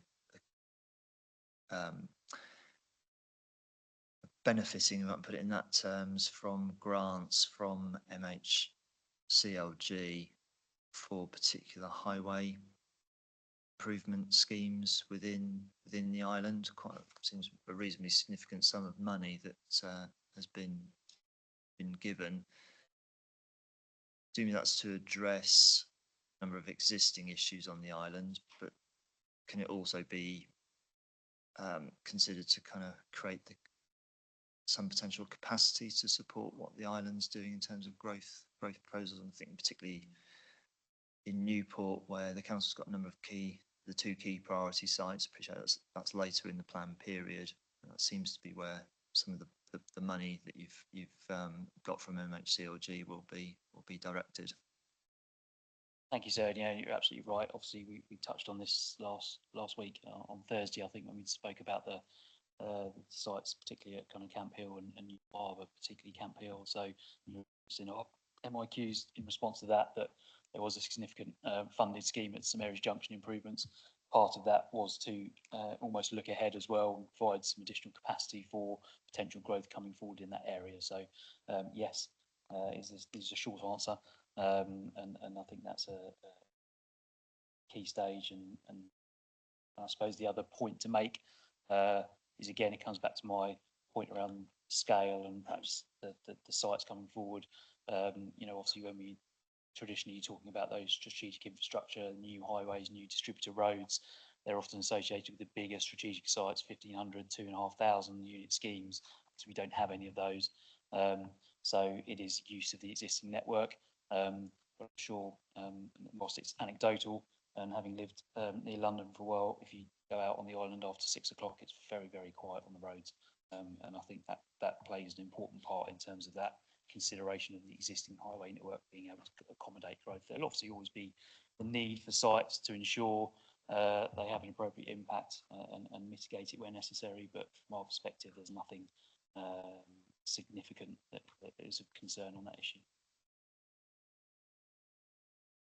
Thank you for that. And then just before we come on to viability, which I think most people want to chip in on and express their views on, as a kind of a segue to that.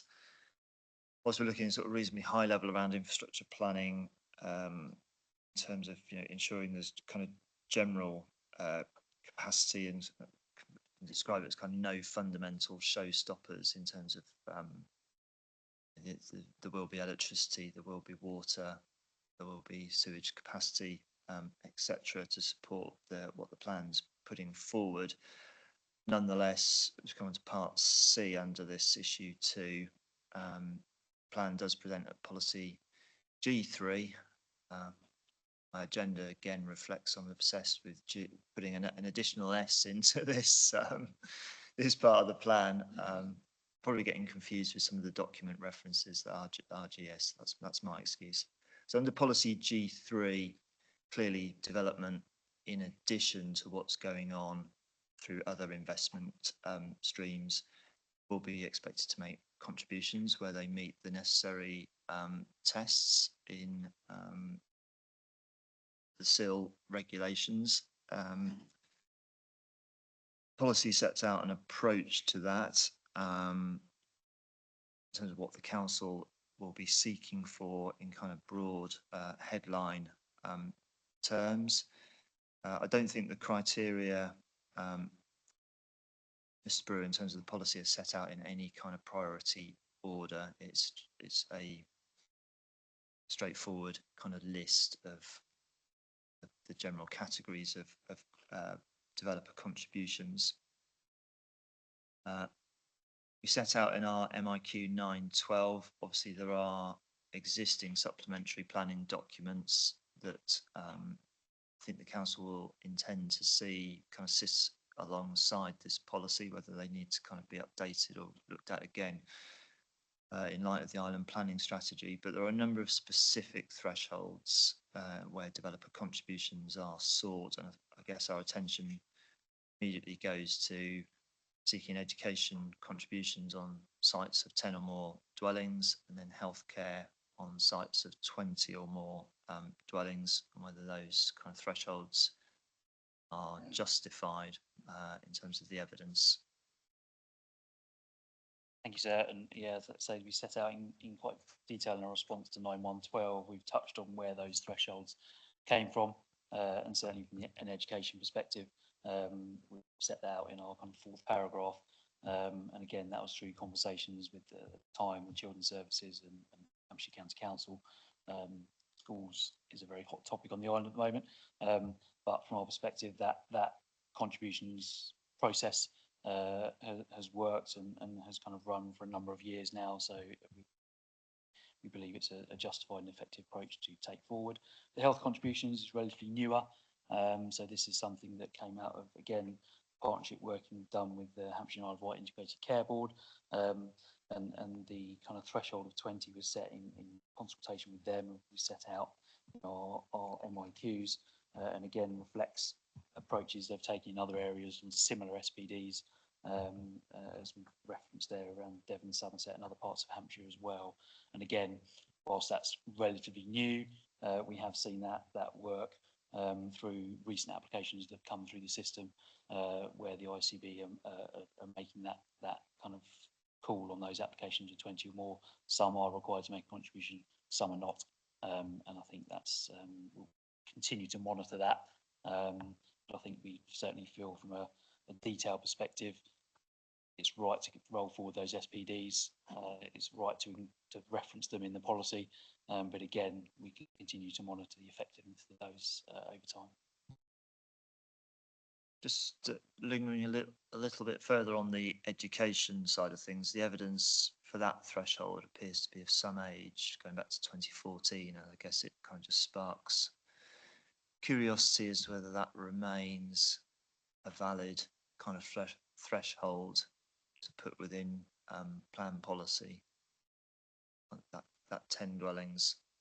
So this will be for both primary and secondary education, or would it vary on a case-by-case basis depending on capacity within?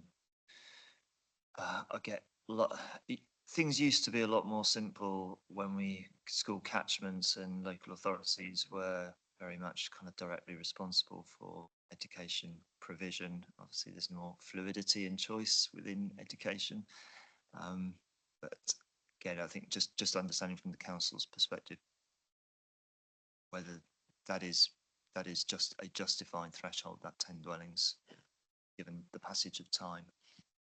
Thank you, sir. Yeah, go back to those simpler times would be magnificent, wouldn't it? But I think, yeah, we fully appreciate that obviously that threshold is of an age, but I think that the key thing around that is the time that has effectively been embedded within the planning process on the island. You know, the primary, secondary, and also kind of preschool are set out in detail, and it is on a very site-by-site basis in terms of local capacities of those facilities. So we're very comfortable with rolling that forward. It works, everyone's aware of it, and we're happy to effectively roll that threshold forward. We certainly see no reason to change it. In some ways, it aligns nicely with the kind of minor, major threshold, obviously, in terms of planning applications as well. And in terms of kind of just briefly tipping over into viability, it's my understanding from the viability study, the council's work has made a sort of a general allowance. I think it's around £6,000 per dwelling to cover Section 106 costs, and that would reflect that encompass health education through this policy. That's correct, so yes, it would, and again, it reflects that kind of, I guess, the slight disconnect between plan-wide viability and a sum and site-specific viability, and again, not every site would have to pay these contributions. So yeah, but it is covered in that. Thank you. Before we get on to issue 3 and viability, is there anything further anybody wishes to come in on specifically around infrastructure planning council's undertaken? No, in which case we will move on to issue 3, which has been raised at numerous sessions previously. Mr. Gentleman's not here, but I think he's mentioned it at most opportunities around the viability of the plan. As is often the case, the plan is accompanied by a plan-wide viability assessment. We're obviously mindful, and I've raised this in our MIQ 913, that the last update by Aspinall Verdi was prepared in 2022. I think just for context, I mean, Aspinall Verdi do have a track record of doing plan-wide viability assessments. They're we often come across their work. But obviously we're drawn to the various representations that kind of indicate or highlight that this work predates plan submission by at least 2 years.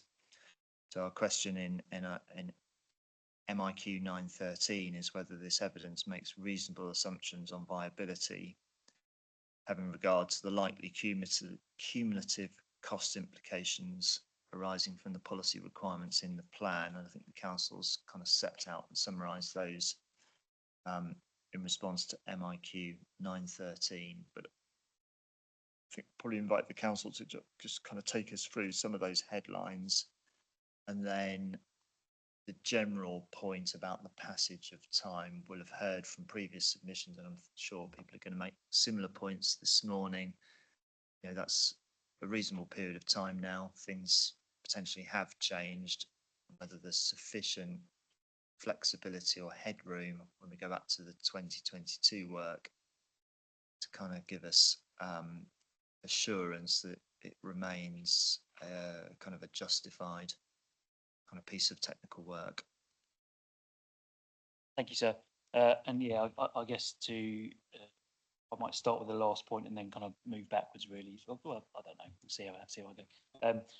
I think from our perspective, you know, and I think as Mr. Berend said yesterday, plan-wide viability is often a challenging topic because you're kind of dealing with generalities when actually the specifics are what you really need to make that sound. And I guess it's that difference between what we've got is a theoretical piece of work, and actually what we kind of really need is that kind of real evidence. But you can't really have that hard evidence until you've got a scheme. So, but from in terms of what we've done, we're comfortable that the viability work encompasses all of the policy requirements in the plan. So that's a key point. We haven't missed anything out. So all of the policy requirements in the IBS are covered in the viability work.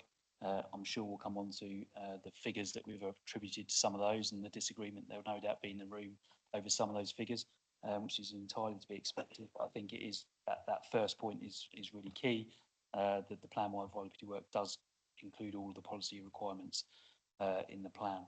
In terms of the age, absolutely, it is 2022, the last update. So absolutely, we fully accept that certain figures and parameters may have changed. But again, in some ways that reflects the passage of time that the IPS took to get from Reg 19 to submission. And I think, again, a point I'd make is that the policy requirements didn't change in that time. It was just a process of, if you like, getting out of this building to submit. So I think from a general methodology perspective, and again, you mentioned Aston Birdy and the work they've done elsewhere, the process we've undertaken is sound, the methodology is sound, it aligns with guidance. And obviously, we're going to have conversations over some of the figures that are in there. But I think from your perspective, and to try and provide you the comfort of the work that's been undertaken, methodology and process are sound, and we would stand by that, and the policy requirements are in there in some way, shape or form. And yeah, things have changed. We've already touched on this week, bill costs, affordable housing, the impact of RPs and transfer values, and some of the challenges around that. It's worth mentioning in this early stage that the viability work we've done includes first homes on all typologies.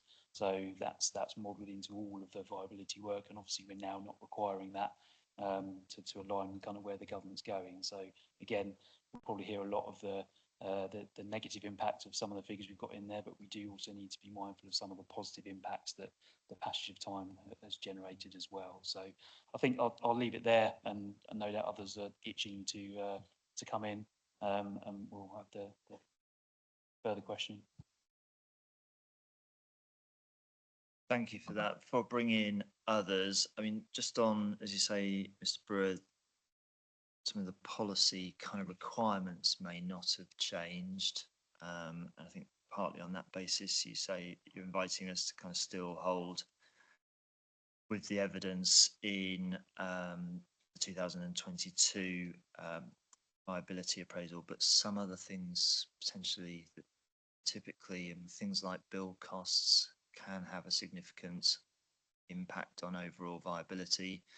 thinking back to the kind of, my mind, there's a kind of helpful, I think, summary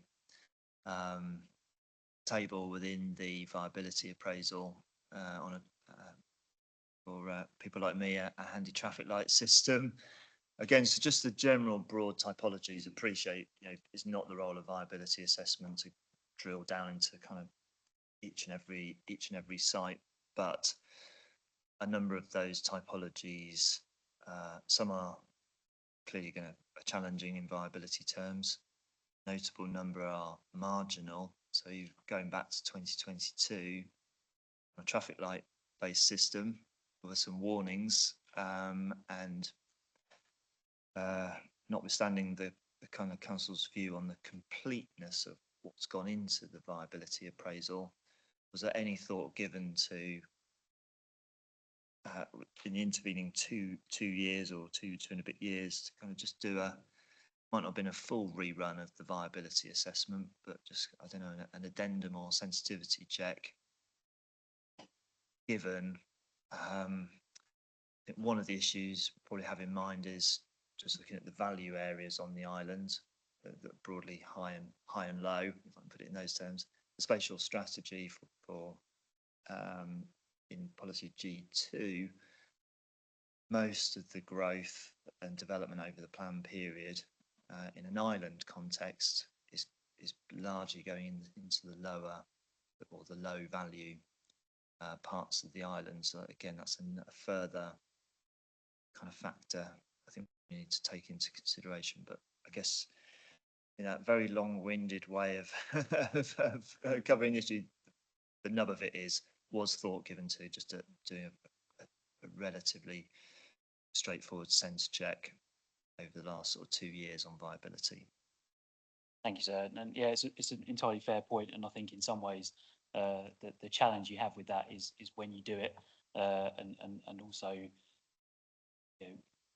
the time potentially from when the plan is agreed internally and then gets to examination again can be potentially a long period of time. So we did give it thought, and I think one of the things that is worth mentioning is that alongside the work that Aspen Valley did at that stage, they also provided with us a comprehensive, which hasn't been published obviously for clear reasons, a comprehensive kind of almost sensitivity analysis of all different policies and different things, if things changed in certain directions, what impact that would have. So we kind of had that as a backstop for us as an LPA. So we were kind of comfortable that existed, and we could look at that and pick up some of the issues that you've raised.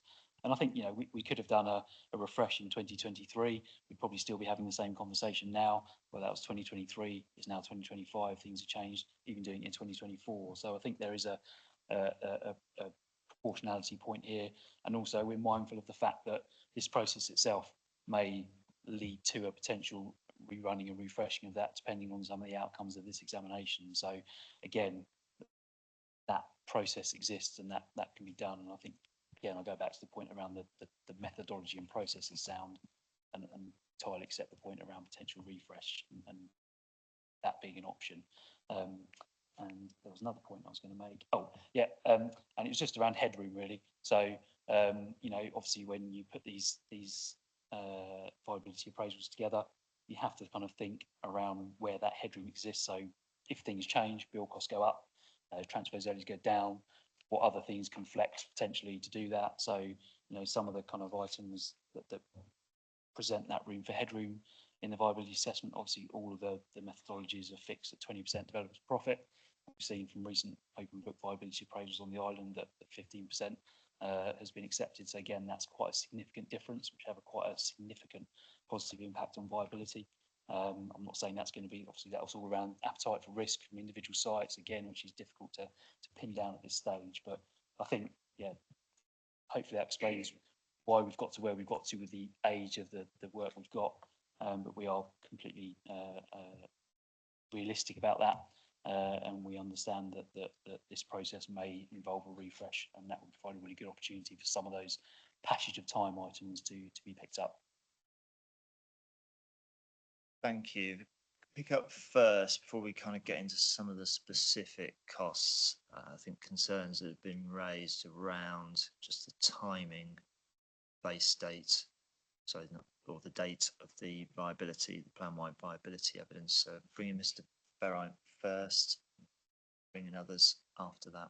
Thank you, sir. I suppose looking at the building costs first, I think you're looking at the BCIS, obviously that's a backward looking thing. It's about what the costs were before in terms of bringing forward. So it is an assessment of what those costs were prior to 2022. And obviously there's been significant change since then in terms of inflation and the rest of it. So it's just worth having that in mind. I think in terms of the other costs that we have in there, I've mentioned this morning in terms of the C11 and the energy efficiency, so I won't go over those again. But also in terms of BNG, is that there's I think it views the central assessment, and I think in Mr. Brewer's statements and within the viability assessments, it's about 1,100 per dwelling, and that's based on the impact assessment undertaken by DEFRA in 2019. But just recognise that's based on data from 2017.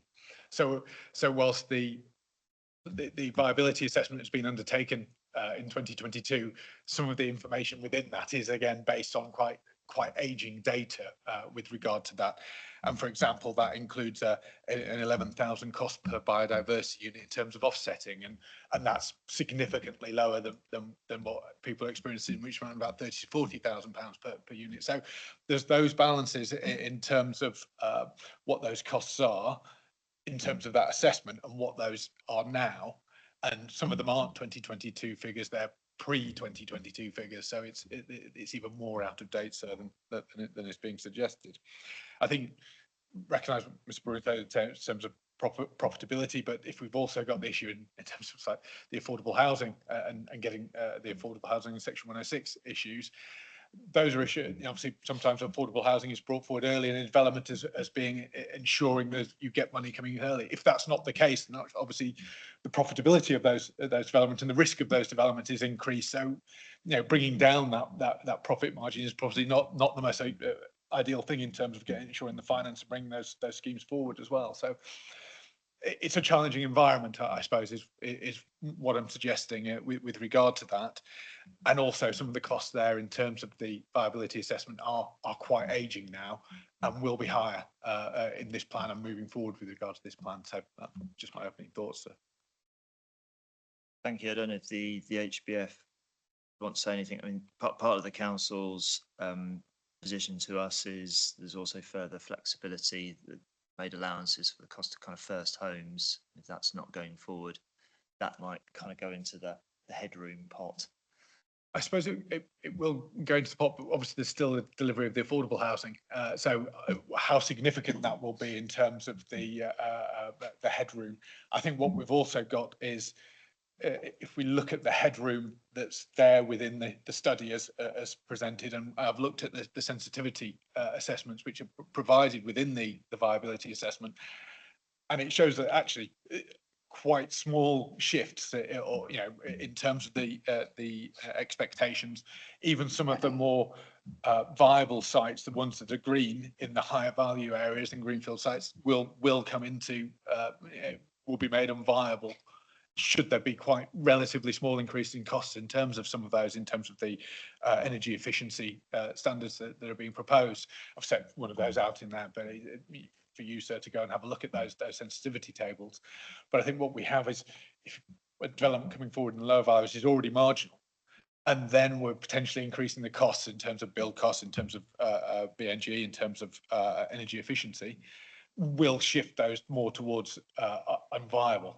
And I think that's where we look at it in terms of some authorities, and I'm sure you've come across them, sir, in terms of looking at a more variable rate in terms of that is where it is less viable and where it is an expectation that viability will be more challenging, that a lower rate is set. I believe that the council had a similar sort of policy within its core strategy with regard to urban sites. I think I may well be misremembering, but it's certainly a policy that's applied in many areas, and that clearly hasn't been taken forward.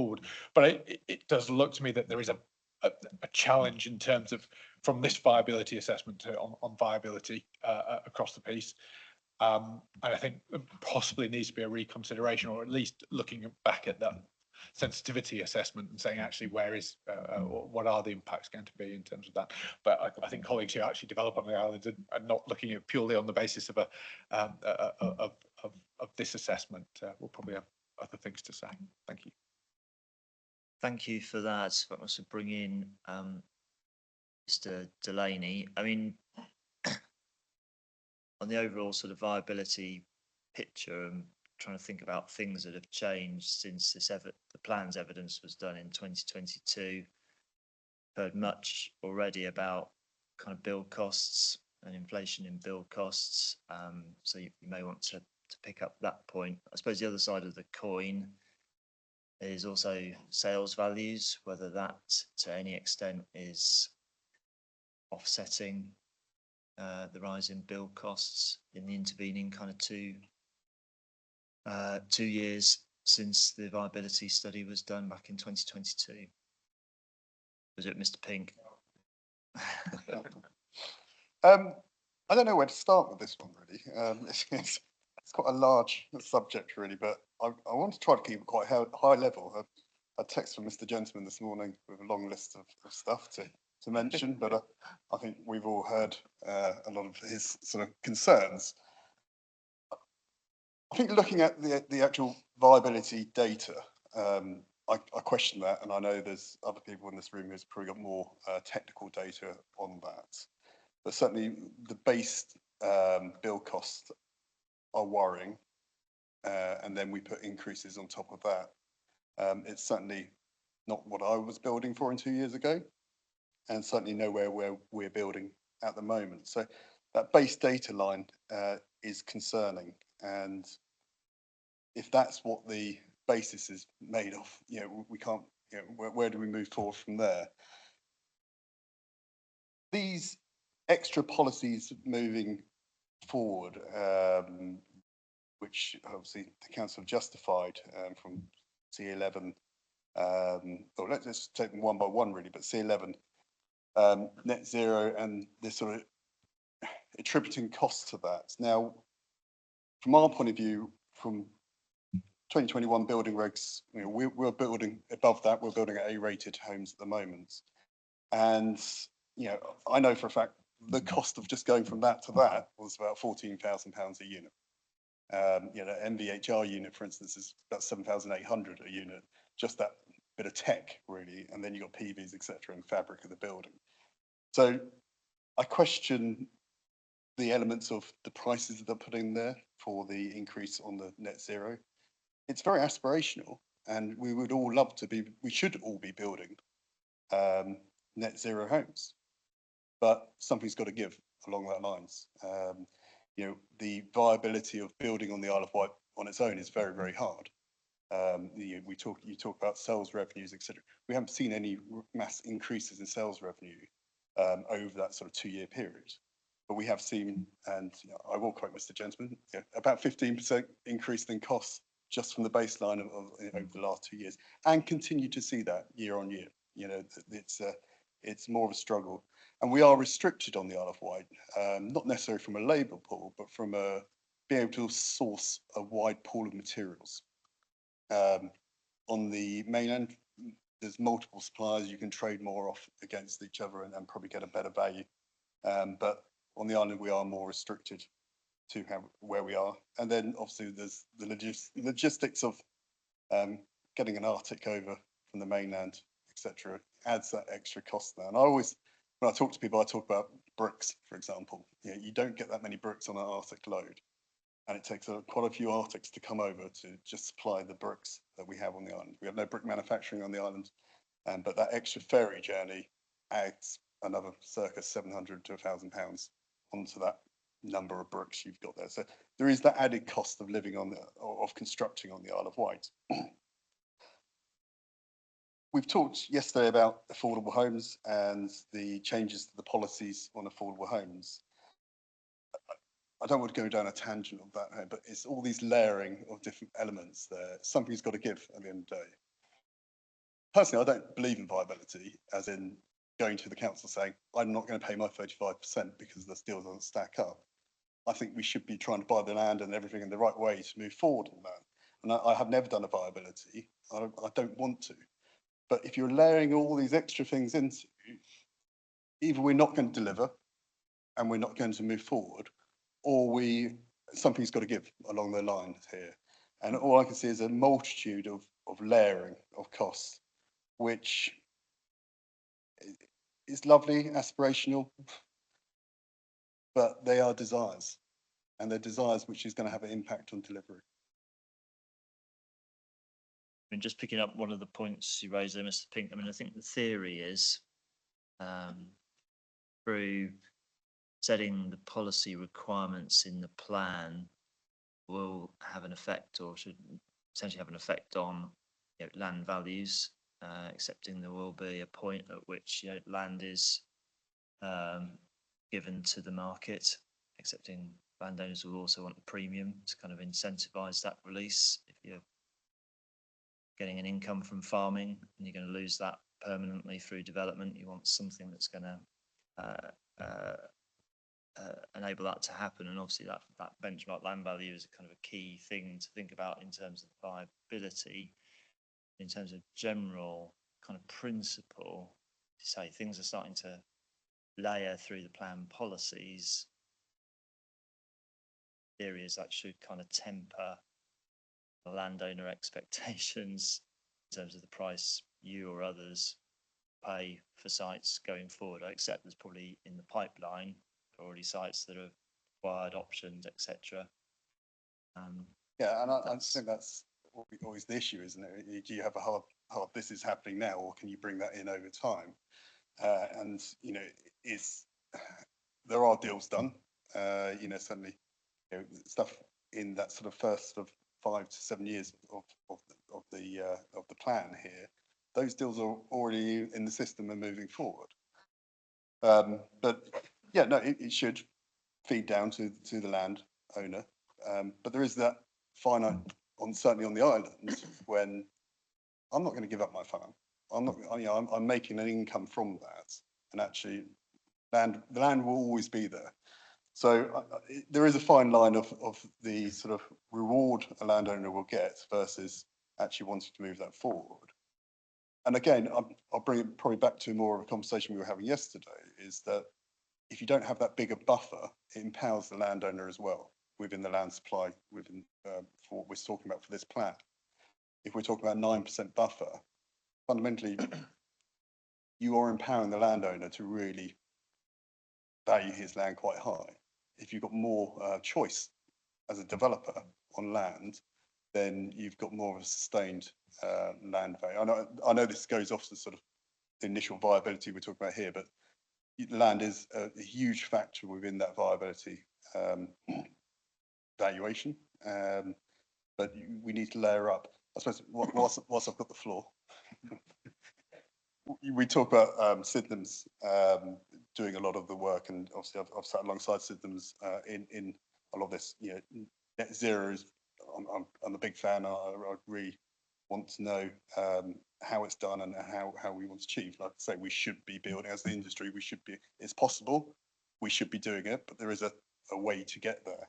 And I really think that at the moment is being pushed through building regs, and that process should be led through building regs. We talk about monitoring how the council. It's another layer of, yeah, how do I? And even in today's building regs, it's quite hard to administrate those building regs at the moment. You know, at every level, photos need to be taken. The evidence base for each plot needs to move forward. So adding another local authority restriction there, I think will be quite hard. But so I'll come back to the Sydenham's point there. At the moment, we've got probably one supplier on the island who has the knowledge of achieving the zero carbon, and that will constrain the marketplace of, yeah, who else do we go to? We can't all go to Sydenham's, for instance, because they've got the technology and stuff like that to how to achieve this. You're constraining the marketplace of actually how can we actually build. What we should, the issue we've got more here is delivery of affordable homes, and adding all these layers in is only going to detract from, first off, delivery as a whole, but at the pinnacle point of that, it will be the affordable homes, which we can't have. Thank you. Mr Delaney, please.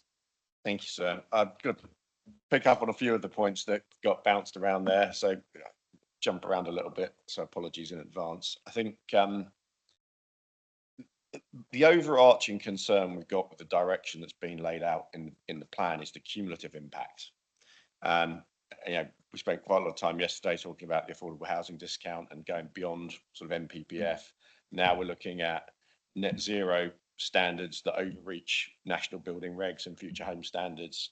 We've talked about BNG coming in, and then the layering of multiple additional developer contributions.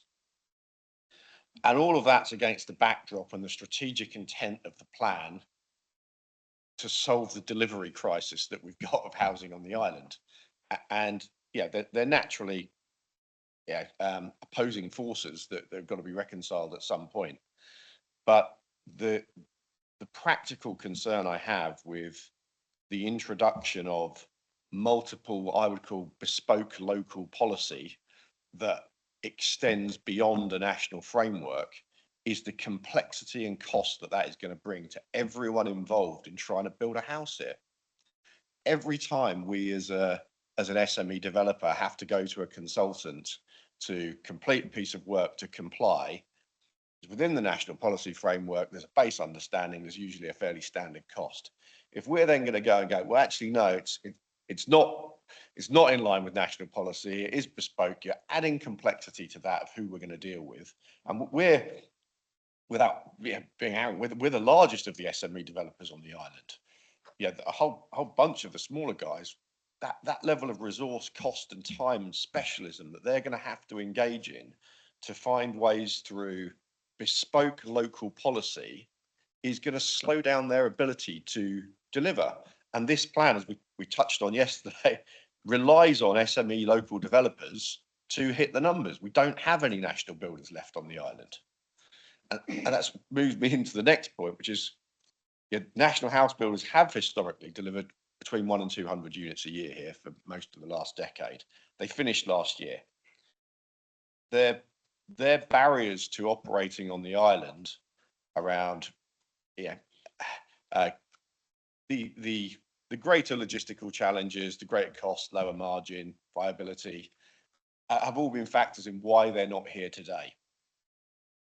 Fundamentally, what they want to be able to do is turn up and build their standard house types as quickly as possible, sell them as quickly as possible, as go. The introduction, again, of bespoke local policy is a barrier to the nationals operating here. And whilst from a selfish Captiva perspective, I can go, I'm quite happy not to have national house builders here. From an island plan perspective and a local need perspective, we certainly want them back. And these policies run counterintuitive to that goal. They are going to further discourage national house builder involvement on the island because they can't turn up easily and deliver standard product. I think, against the tests of justified and effective in supporting delivery, I have a real concern that these policies directly undermine those points. They're not justified in terms of the goal of delivering the housing we need, and they're not supporting that in any way, shape or form. And I think, subjectively, I have an underlying concern within that, which I raised in reps, which is we're seeing these are aspirational policies, and individually, I can understand and support many of their objectives. But in the context of what the fundamental issue of delivery of housing, don't think they meet the standard. And my concern is that some of these are being led by members who have obviously quite rightly influenced the shaping of the plan, but they will be used to prevent delivery down the line. And we've seen that approach firsthand with the strategic implementation of bespoke sort of policies to prevent development coming forward. And the further we stray from national policy, the greater power you give that group.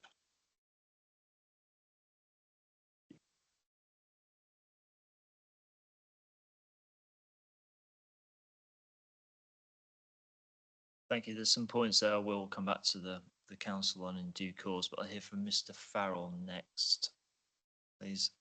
Just on the single most, but really just regurgitating Ian's point really, but the layering of that from a national builder's point of view, we're obviously dealing with the national builders more often. So we, on that basis, getting a national builder to change their model to then not arrive at this island because of that will affect delivery. But it's also wider than that to try and actually get people to grow a company on this island. The upfront cost of all of those measures are huge. The risk that they're actually putting forward all of, they're betting on red essentially to put all the money in front, then to have a decision to be made by, quite frankly, people that not necessarily specialists in any of those areas, don't understand that area. So the risk of that not being delivered, having spent an awful lot of money trying to bring it forward, that is an impact. So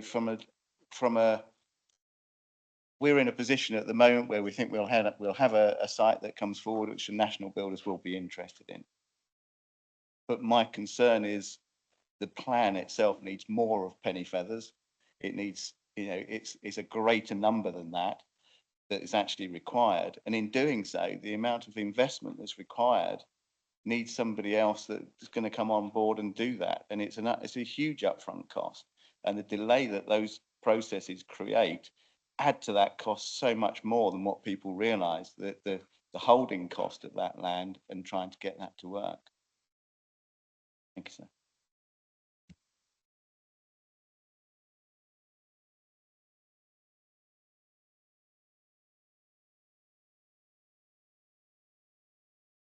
That I'll turn to Mr. Griffiths. You were name checked yesterday. I'd read your statement in relation to affordable. Well, we were looking at affordable housing. I've obviously read your representations in your statement as well. So, but yeah, welcome to these hearing sessions. Just on, we're on obviously the generalities of viability, and then I am going to come back to some of the specific kind of inputs.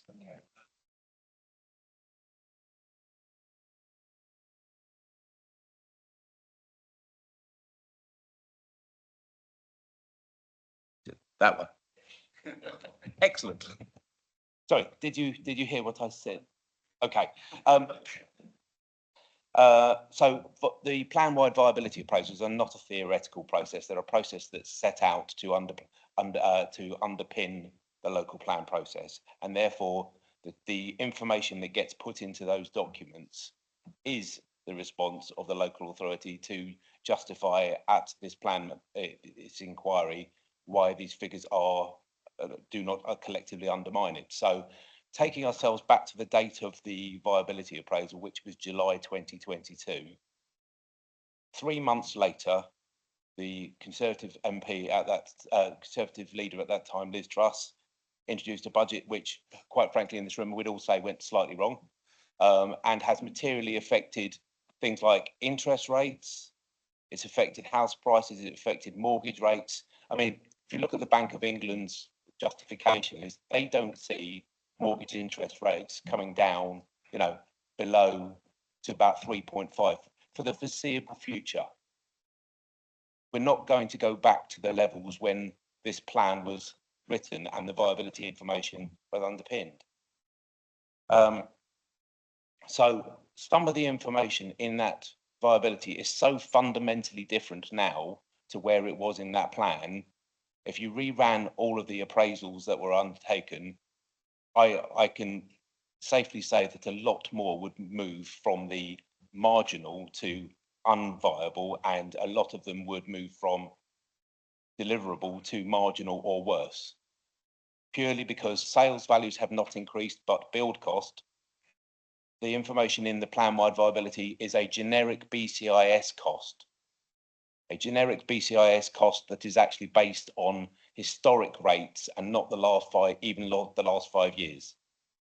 Just on the BCIS, and a point I was triggered by Mr. Delaney submission. You may be able to assist on this, Mr. Griffiths, and I will give the council an opportunity to rise. Those BCIS costs, are they geographically specific to the island, or do they reflect what Mr. Pink was saying earlier about the cost of bringing bricks over?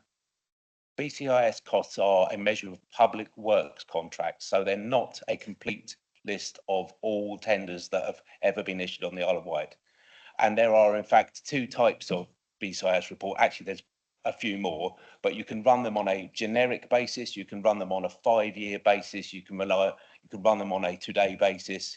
What's in the plan-wide viability is a generic historic average, which is a average of a sample of not, it's got a sample of 19 on it.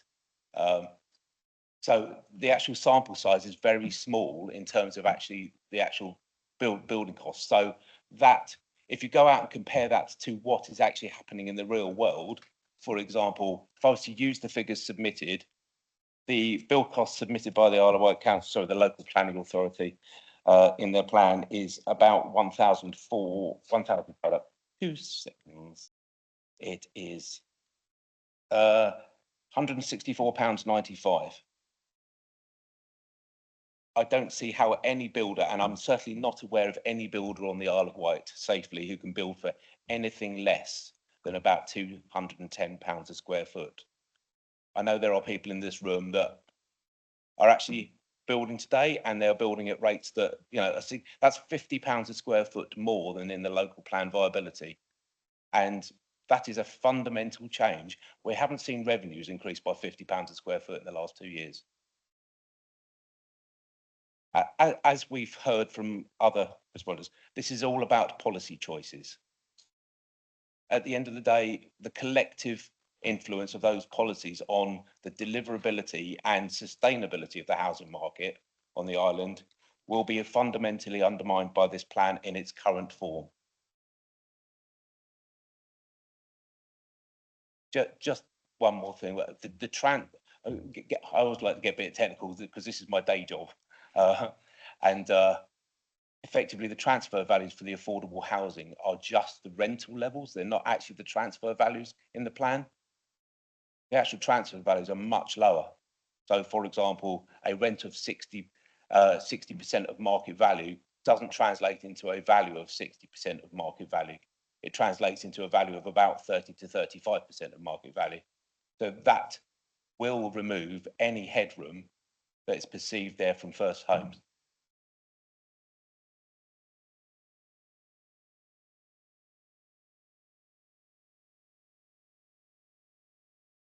Thank you.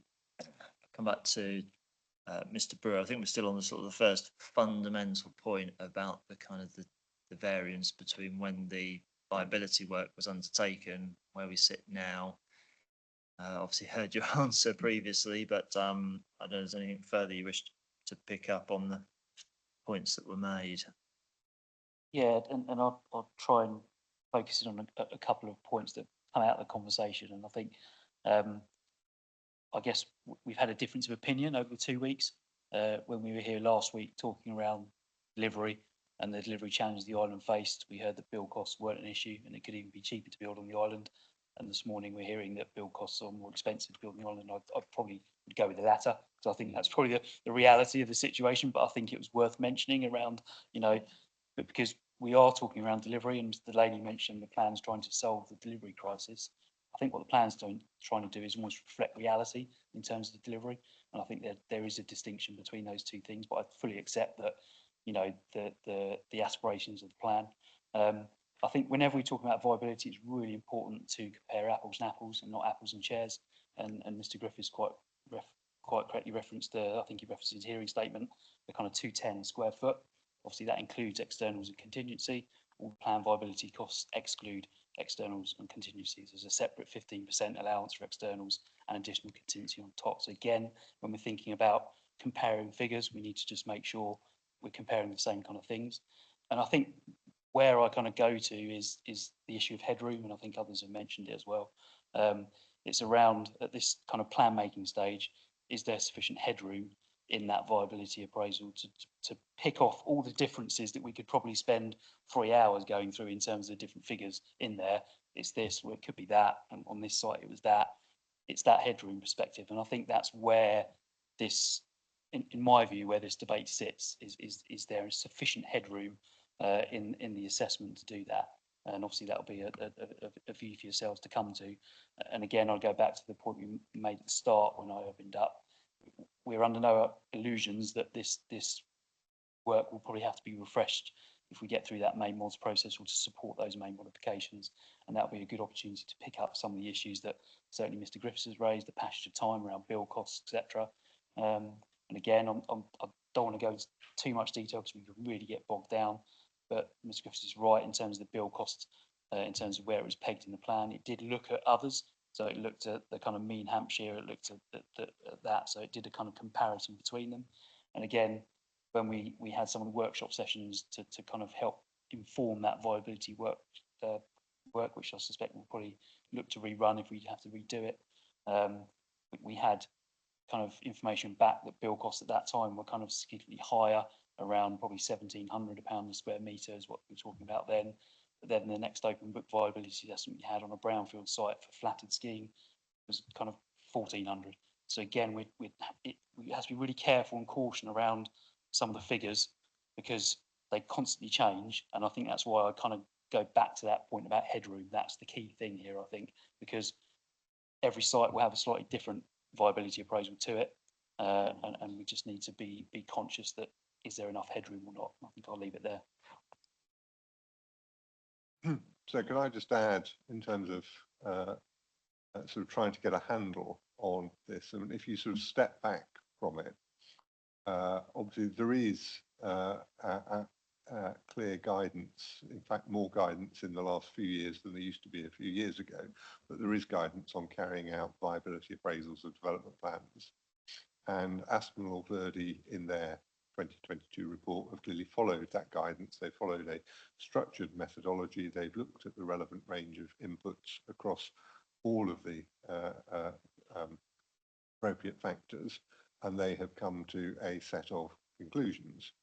And what's quite important, I think, to sort of keep in mind is that that is a comprehensive assessment looking at, as it were, all sides of the equation, all relevant inputs that will feed into a viability appraisal.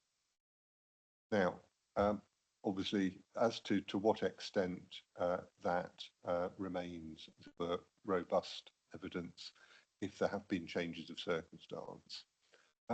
You are, first of all, I think, entitled to take, in a sense, a common sense view that to move away from a piece of evidence which is sourced in using the appropriate guidance and applying judgment to that range of factors, to move away from that, you would really need to be persuaded that there is something that is going to throw out not an individual figure, because the individual figures don't matter, but the bottom line in terms of the overall conclusions. And with respect to the views that you've heard around the room, what people have done is to provide you with, as it were, insight into one particular input or another and said, oh, well, that will make a difference. To be fair, Mr. Griffiths has provided you in his representation with an attempt to pull the various pieces together. But we think it suffers from a key weakness, which is that when you look at what Mr. Griffiths has done, and he has explained why he's changed various of the variables that go into the equation, and he's obviously only used one of the typologies. O, I think, is the example he's used, which you could say, well, he's been generous to us because it's the one that sits at the higher end, and so I don't make a criticism of that. But the point is that what Mr. Griffiths has maintained as a constant in the exercise is the benchmark land value against which the residual land value that flows out of the viability appraisal is being compared. And so what hasn't been done is to see whether any of the factors which have been identified as having changed since 2022 will have had a knock-on consequence for how benchmark land value should be assessed. Because although obviously benchmark land value it's not a direct causal relationship that you can, in a sense, put it into an algorithm and it will tell you what the answer is. It's quite clear from the Aspinall-Verdi work, and particularly in their appendices 3 and 4, that there is a relationship, or at least there is clearly a connectivity between the type of factors which go into the development process and the build costs and the viability of matters, and landowner aspirations and their expectations, which will then inform what the benchmark land value would be. And I say there isn't a, in a sense, I say, a simple calculation that you can do to reflect it. But what we would say, and it's again going back to Mr. Brewer's example, if you've got to compare apples with apples, is it's not, we would suggest, robust to attempt to, as it were, undermine a comprehensive viability appraisal, but only by varying some of the inputs and not the key one, which is the bottom line which it comes to, which is how does the residual land value that comes out of adding up all those various inputs impact on the relationship between that and the benchmark land value, to see, well, actually, is there sufficient headroom in there that will enable the development to come forward? And I say, if you fix the BLV as a constant and you don't vary that, that is, we would suggest, artificial, because whilst we again note the point, and we would accept the point, that some land deals will be, as it were, in the bag and very difficult to unpick, there will be others where landowners' expectations will be influenced by those changes. And we would also say, and this is something which would only come out of doing further work if it was necessary to do it, there will be other factors which don't feature in things that have gone into the viability appraisal, but there will be other factors which will impact or potentially impact on what landowner expectations may be. And just to take an example, obviously a key function in terms of the agricultural, sorry, the greenfield viability appraisal is the value that's attached to agricultural land. And the one thing I think we all know from, as it were, wider discussion around the most recent budget is that there is a certain community,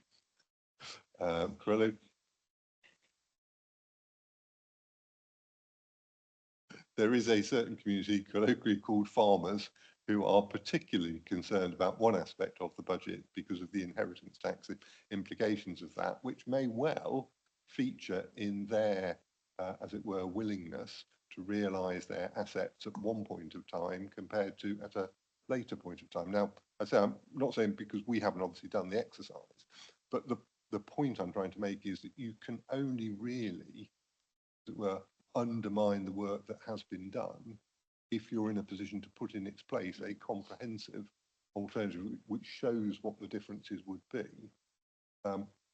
We have said, for the reasons Mr. Brewer has explained, that we thought about it and concluded that since we'd be damned if we did it and be damned if we don't, in the sense that whenever we had refreshed the viability appraisal, there would have been people saying, oh yes, something else has changed, etc. And we've also recognised that obviously depending on what your conclusions are about a number of the policies that we've been debating, that if the main modifications change, as it were, the suite of how policies are worded, they will potentially have viability implications. Some, depending obviously on what you conclude about the debate we were having about net zero, some of the debate we've been having about affordable housing, some might actually lead to the fact that some of these factors actually improve viability as opposed to not. Obviously, that's an exercise we're going to have to go through in the light of the modifications. But I think our basic point would be that you've got a sufficient evidence base which follows an established methodology to enable you to conclude that if nothing changes with the plan, it is sound and it is supported by proportionate evidence. You haven't been given, we think, notwithstanding the pieces of material that you've been presented with, you haven't been given an alternative which is actually comprehensive to show that the Aspinall Verde work has been undermined. And then the further safeguard is that in any event, in reality, we would expect that we will be doing further work on viability as part of a exercise of dealing with any main modifications. I think that's our kind of overview on this aspect of the debate.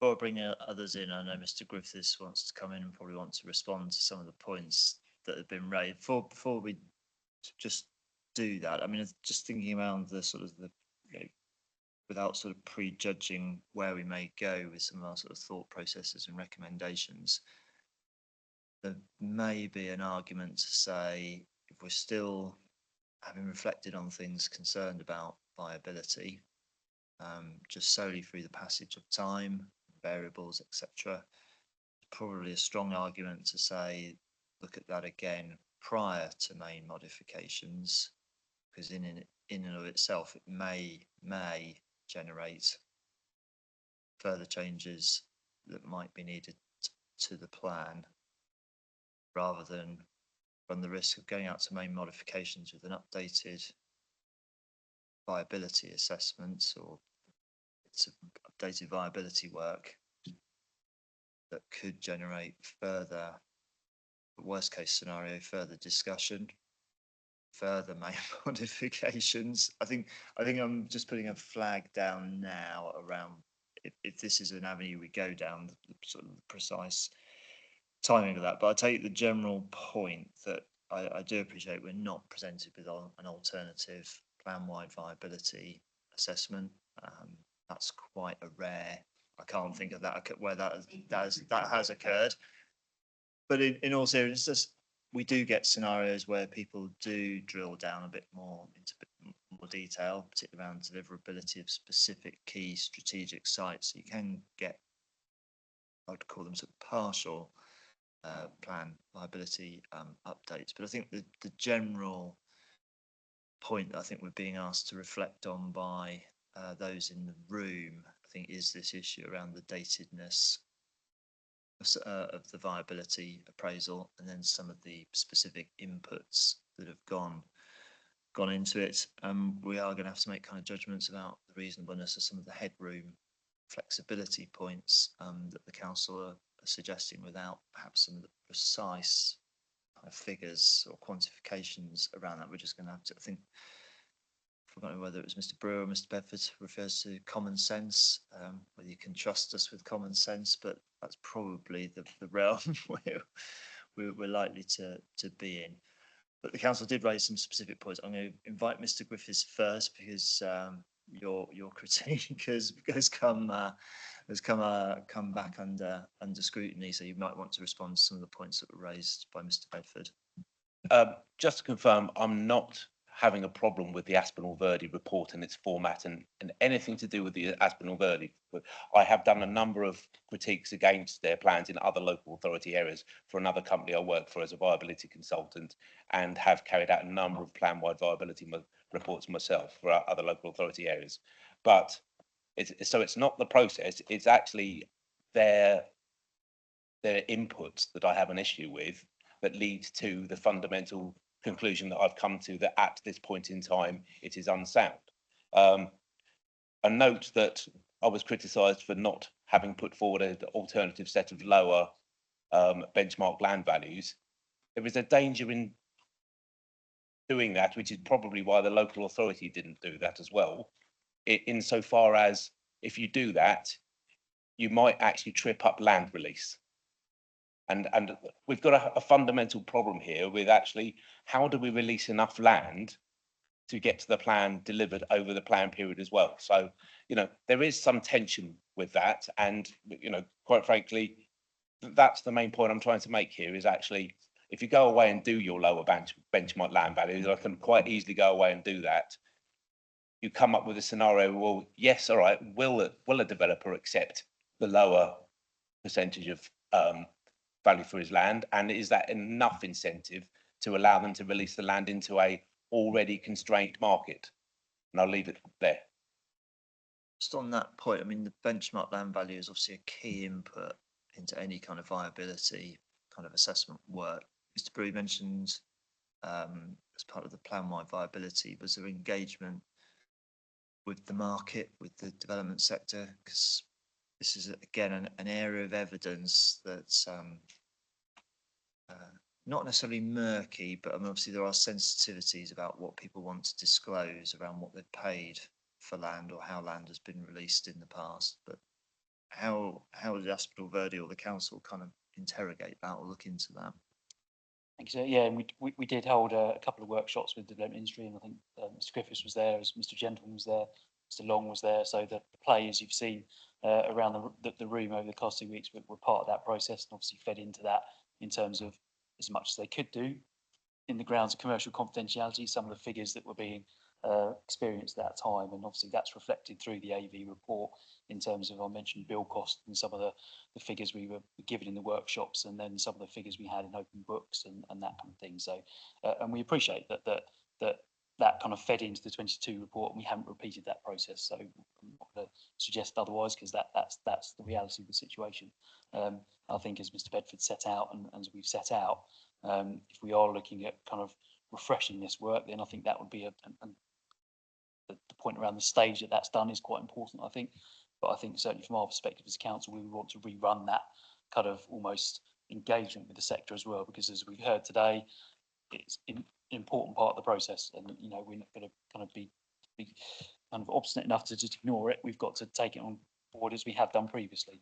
It's not to say we're ever going to agree on it, but we'll at least listen and have the conversation, which is what we need to do. So I think that that covers that point off.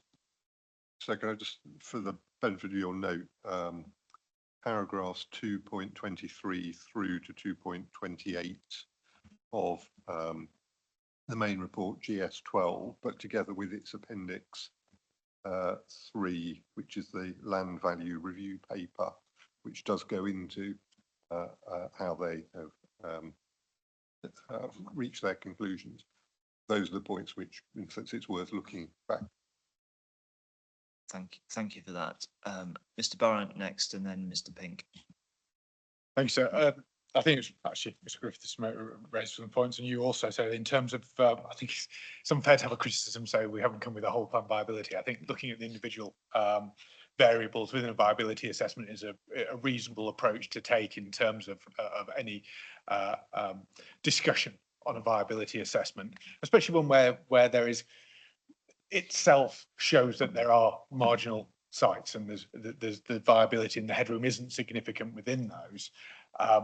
So I think that's the fundamental coming back to it. I think if there was significant headroom across the piece, I don't think people would be here saying, well, actually there's an issue. But there isn't that, and there is a concern with regard to not only in the study, but I think across the island. In terms of benchmark land value, there was a point is if it's potentially death by 1,000 cuts in terms of that land value, you take it off and off and off until actually that land just doesn't come forward, and that is then fundamentally impact on the deliverability of the local plan itself. If the value is not there to the landowner to bring it forward, then that's just not going to come forward. And I think it is an issue, and it's an issue sometimes, and I think it's Mr. Pink has raised it, and it's a problem we have across the country is that we have a finite through the local plan process. You only allocate a certain amount. That we know what those sites are. That gives a lot of control to that landowner and empowers the landowner to say, actually, this is what we've got. You know, you're not going anywhere else. You need a whole new plan process to go through and find some more land. Yeah. That's quite a strong negotiating position, really, with regard to the landowner. So we can't start saying, oh, well, we'll just take some more off. We'll just take it. It's not quite that simple. And I think it often is set out in policy as being that simple. And I think government thinks that it's that simple, but it never is that simple. And I think that has to be recognised in terms of that. And I'm just going from listening to our members. You know, I'm not at the cold face actually having to do it. So it's yeah, that's the advantage I have. But those are my broad points. It's really, you know, I think it's unfair to say, you know, we should be coming with a whole new viability assessment. That's for the council to present and us to challenge in terms of those inputs. And I think some of those inputs are old and low, and I think that needs to be taken into account. I think also, sir, I'd agree with you in terms of it needs to come before the main modifications, because it's a fundamental element. Is, you know, if a policy were changed because of the viability assessment, you'd want that viability assessment prior to those modifications being published, rather than having to potentially come back and rerun this entire debate and further hearings in order to comment on that viability of work, which may well, you know, still be have issues with it. You know, we don't know, but I think that's a very key point, sir. Thank you. Mr. Pink. Well, I think he's copied all my notes. I just reiterate what everyone says, sir. Shield With myself. my eyes. I think most things have been said, really. But I guess just coming back to Mr. Bedford's sort of point around valuation and also residual valuation of land. And it sounded like you're underpinning that position by a decrease in, I know we touched on a decrease of land values. And I think obviously we've just heard here that obviously there is that finite, so certainly in those marginal sort of sites, and you know, it's getting tighter and tighter. The issue is when, to me, and I look at the actual physical data within the plan to build costs and just that one element, you know, we're probably, I think, about 30% light, which is a huge differential. When you put, and again, you laying that up, you're ending up into negative land value. So, you know, the margins are tight on the Isle of Wight. And to deliver everything we want here, even as policy is today, is tough enough. So we don't have high sales values. So break it down per square foot, you know, any chip away from that. And I think something, I don't think anyone's really said today, we've talked about margin, but that margin needs to be there because we will not get development finance. And it's so important that everyone understands that, yeah, you've got a 20% in there and you're talking about lowering that down to 15%. Well, a lot of funders, you know, the Isle of Wight is quite specialist to a lot of funders, and not everyone wants to come here. A lot of funders are going, won't touch the Isle of Wight. So you can't be producing lower yielding sites as such, because you will not get the development funding. And I think that's a quite important point, really, to get that whole cycle of development to move forward and get delivery we need.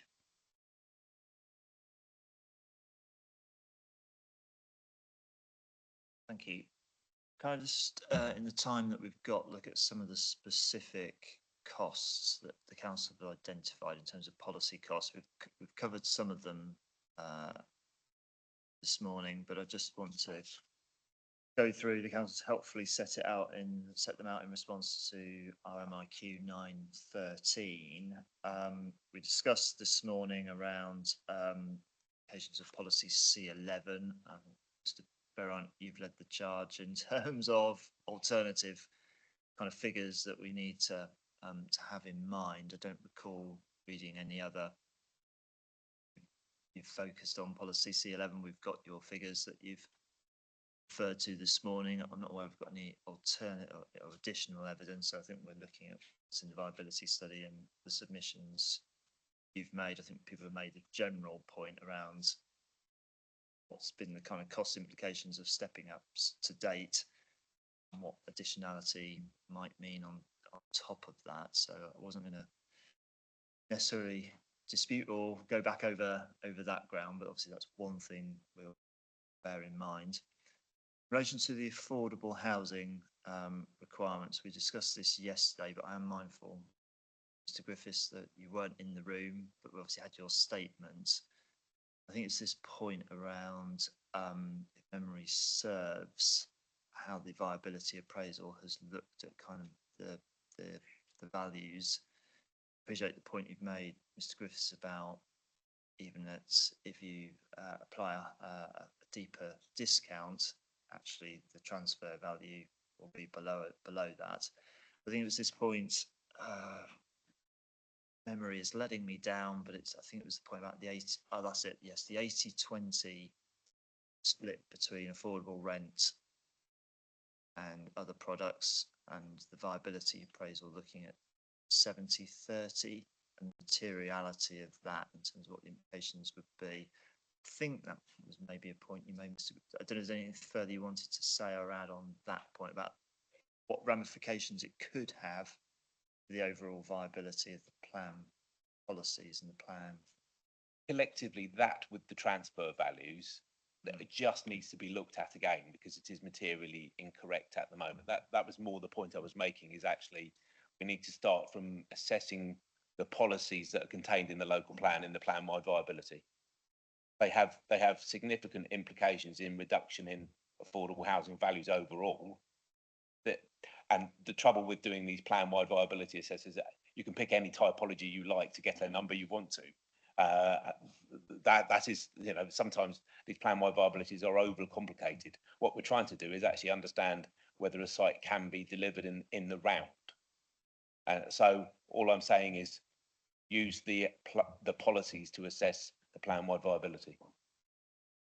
I wonder if the council would say, well, there's some, again, are we coming back to the headroom point? I'm just trying to get in my mind the materiality of if the viability assessment is out of kilter with the policy requirement, the kind of the impact of that.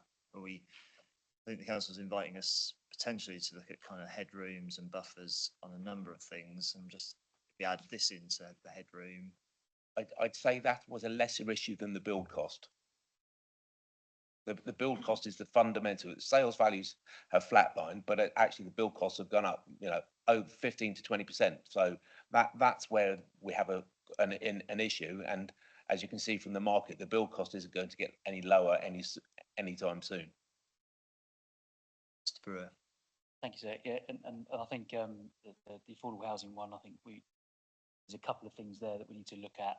Obviously, first homes being another one as well. So I think if we do some more work, that would form part of that pot, I think. And I'll just touch on build costs as well while we're there. So just as a comparison, doing some quick maths, obviously we had £164, £94 pence per square foot. So I'll round it up to 165. Apologies, that's fine. But for ease of maths.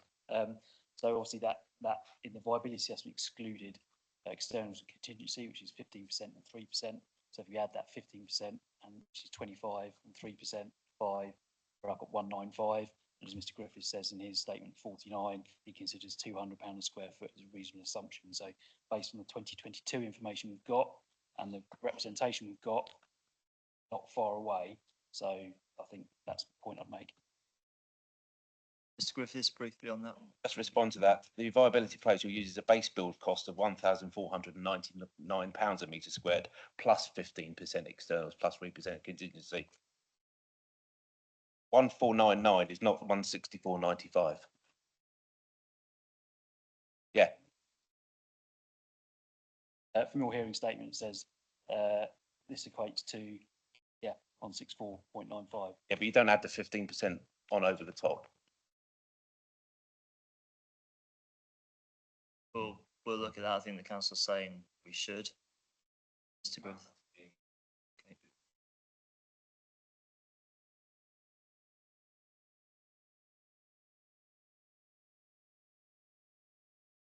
Okay, thank you. And obviously the complication of both imperial and metric figures lying around, but yeah, we'll go back to the source. Mr. Pink. Very quickly on that point there, obviously we see exactly what's happening here and now, and certainly the latest project we've got, fully affordable homes, we are considerably higher build costs than that at the moment. We're using different techniques of timber frame and larger sort of modules to move that at a pace, but we are considering. So we can all argue about it, and we can arm wrestle about it later on if you want, but the fact is, it's got to be factual, and I think this is something we've all got to agree here. It's got to be what it is, and factual for all parties to get that true picture of where we are to make the plan work.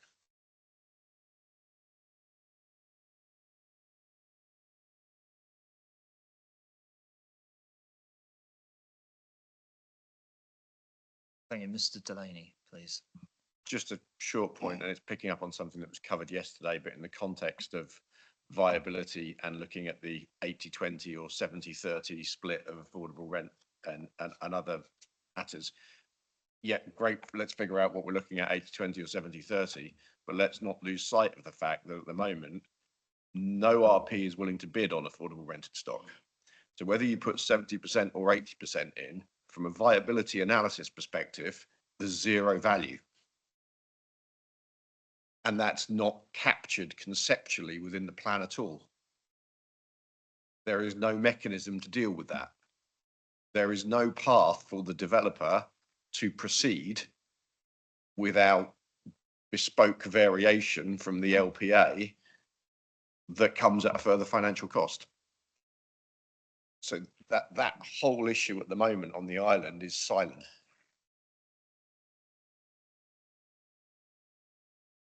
Thank you.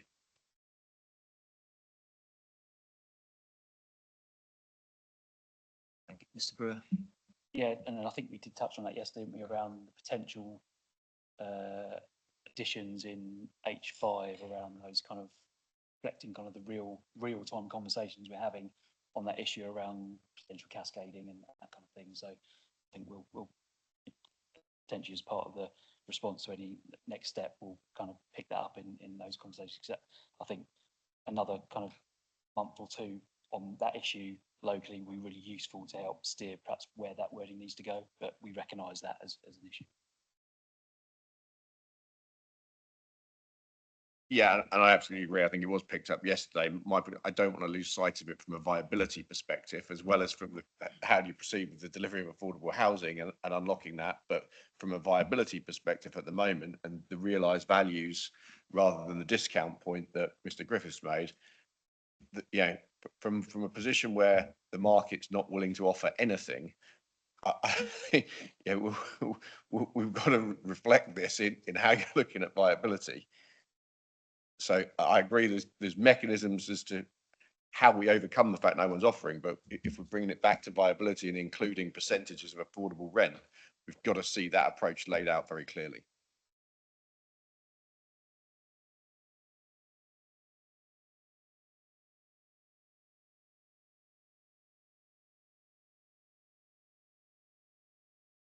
Thank you. Made a note of those points. So there's nothing further on affordable housing. I appreciate we had a bit of discussion on that yesterday. In terms of just covering some of the other cost inputs that would arise from various policies of the plan, I'll move on to policy H8 and housing mix. So those kind of probably is primarily here in terms of the cost of the discussed yesterday, the M43A requirement in policy H8. I think the council says it's attributed an additional cost of 10,000 per unit.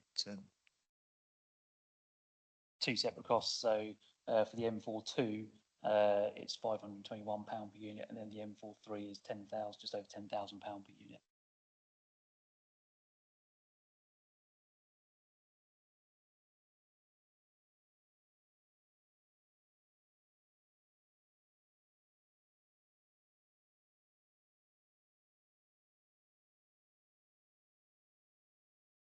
Council say so the 10,000 you say in the final part is significantly higher than government estimates of £1,400 for M43.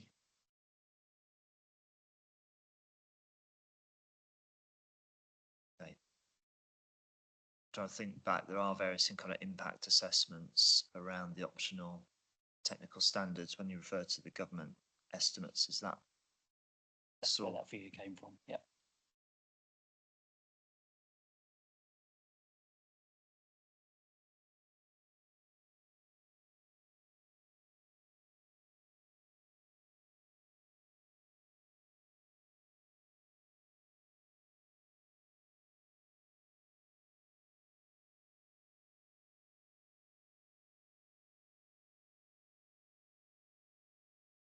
Thank you. I'm mindful that was probably some time ago for M4.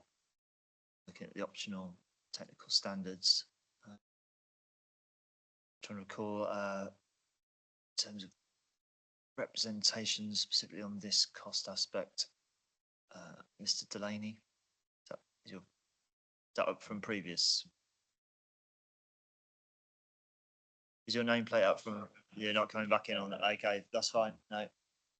Mr. Ping? I can't really quote or comment on the cost as such there.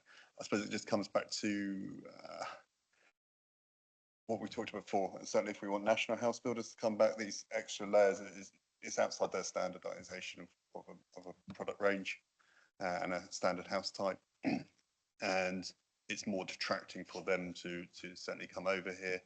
I think it also adds another layer for the SME business as well, that added complication, that added cost in development there, which is a fragile market as it is, and the more complications we put in there, I think it will detract from the marketplace and ultimately detract from this sort of delivery. Thank you, Mr. Berine, please. It's just with regard to the is it M42 and M43? M43 is around 10,000. I think the 1,400 is referred to in the government consultation in relation to M42. So I think that's the difference. I'm sorry, I was just having a look because it didn't feel right in terms of the cost. Knowing from other viability studies, £10,000 is the benchmark. I think that's actually from some time ago with regard to the old standards. That I'm trying to remember who it was who came up with the standards. There was a gentleman. Was it Harman? I think it might have been Harman Review of Housing Standards. Was around about £10,400 for a wheelchair accessible home. And the 1,400 here is within the accessibility standards consultation from 2022, which agreed with the additional cost of meeting M42 of £1,400 per dwelling. So that might be just where that has come from. Thank you, sir. Thank you for that. Mr. Brewer, no. Anything further? No. No. Okay. And then under policy EV13, which I think we're coming on to as part of our resuming the environment matter, the council is attributing a cost of £9 per dwelling. So this is the optional standard on water. Water consumption, yeah, 100 litres a day.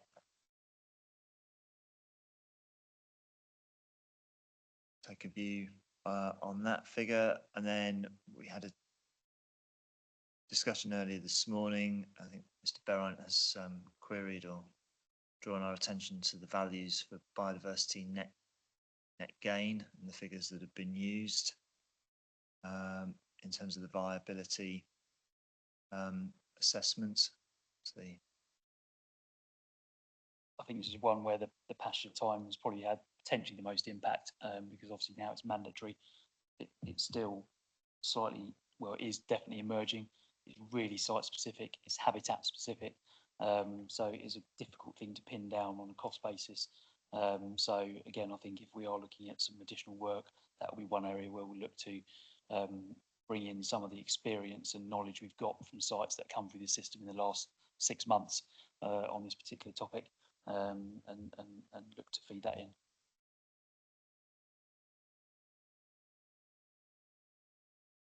thank you for that. And then I appreciate it is not biodiversity net gain, it's habitat mitigation, and presumably these figures through the bird aware process are well established, well known, presumably adjusted for inflation on an annual basis. Okay.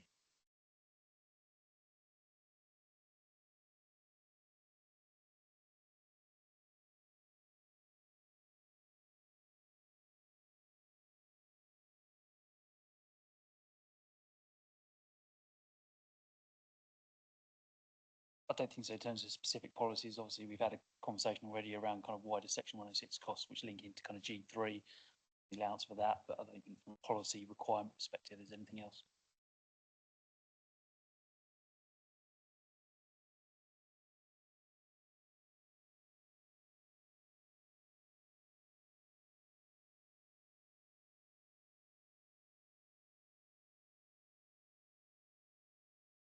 Okay, in terms of, I think it's our final sort of MIQ on viability. Study on the viability. So I'll just take our.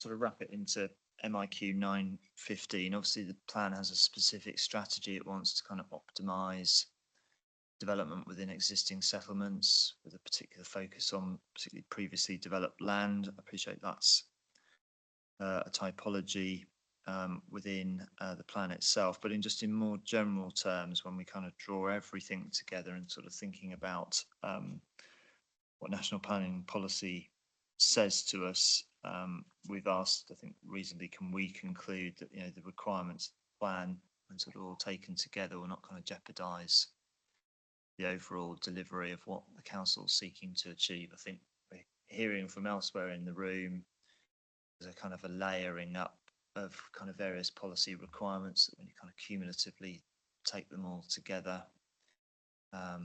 even on the council's evidence, will lead in a number of instances to kind of marginal kind of situation. I think others would invite us to adopt a potentially, unfortunately, a more pessimistic outlook on that. But I think we'd like to give the council the kind of the final opportunity to kind of draw some of these kind of viability threads together on that sort of general question, Mr. Brewer.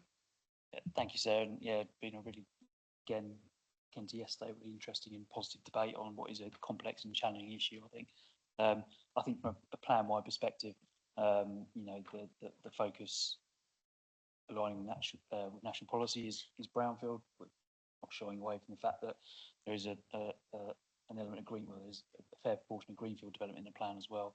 I think from a brownfield perspective, the council was probably look at the proposed allocations on brownfield land, majority are in public sector ownership, so that brings into perhaps a different thinking when you come to some of the issues discussed today on viability. So that will obviously assist in ensuring some of those sites come forward. I think, again, looking at what's happening on the ground, we've touched on the Somerton Reservoir site. That's a brownfield site that's being bought for by the market, and so the confidence to invest in that application process and get through that, and with the 106 about to be signed, would suggest that site at some point will come forward and it's being supported by the sector. So it does happen. I think absolutely we're conscious of the challenges that brownfield land bring, but I think looking at the suite of allocations we've got, I think we're comfortable that because of the perhaps public sector ownership nature of a lot of those, that provides a slightly different angle, which is reflected in the viability work as well as a potential way to address some of those issues. So that's where we sit on that point. And then again, just from a wider kind of plan making perspective, the policy requirements are there. We've included them all. Heard the conversation today. We're not going to shy away from that, and we'll be happy to pick that up through any further work we need to do. Thank you for that. Just linked or allied to viability, we picked up under part B of the agenda around the viability of older persons housing, and I think Mr. Brewer, you referred to yesterday, the council has reflected on this and is proposing a modification to policy H5 for some further clarity on this point. Thank you, sir. Yeah, and this was just the C2, C3 requirement to provide affordable housing. So the proposed change we're making is that we wouldn't expect affordable housing from C2. And C3, we'd take it on a case-by-case basis because some C3s are not the same as other C3s in that particular sector. And so sometimes it might be that they're providing affordable housing. Other times we'd expect a contribution, which we've used both of those methods. So it's just effectively making a change to 8.5 to reflect that. And so it's really clear. And I think that talks to some of the reps we had from Churchill Living. Thank you. And I think sort of clarity now, I think what's being suggested, we would certainly see as a main modification that should be consulted on in due course. Yeah. Are there any final points people wish to make in relation to viability? I think we've certainly got plenty of food for thought, what we've read and what we've heard, both yesterday afternoon as part of the affordable housing discussion more generally, but this morning as well, but I don't want to shortchange anybody if I think we're reasonably clear on respective positions. And I say it's again another area we want to go away and reflect on before we kind of get back in touch with the council after these hearing sessions. I was going to cover as part of this morning or this first part of today's kind of hearing sessions around plan monitoring and plan review. We're going to park that, bring it into kind of this afternoon's discussion, just so we've got a reasonable amount of time to kind of relocate and et cetera, et cetera. I don't think anybody specifically is down for that particular point. I know Mr. Berrine, on going all the way back to day one, you kind of gave us kind of various views, I think, from your perspective, going on the generalities of kind of plan review and cautioning around, review type policies. I think I've made those points, Sarah, in terms of that thing. I think you have those. So I will be here this afternoon, but just for that water element. So if you were minded to look at the policy in relation to 100 and 110, which I think is related to matter 4 this afternoon, isn't it? If you wouldn't mind doing that at the start, that would be great. So I could then go and try and get Ferry. Sorry, that's very. If the fog's clear. Yeah. Oh no. Yeah. Okay, we've heard the request and we'll see what we can do on that. But can I thank everybody for their contributions part of this session? I think we'll see some of you. Remind us again, Mr. Brewer, where we are for this afternoon. We are in the HM Coroner's Court at Seaclose offices, so on the first floor. That's behind us or to the Road. Yeah. Walk up along the river, basically, and then near the Premier Inn. Yeah. Right.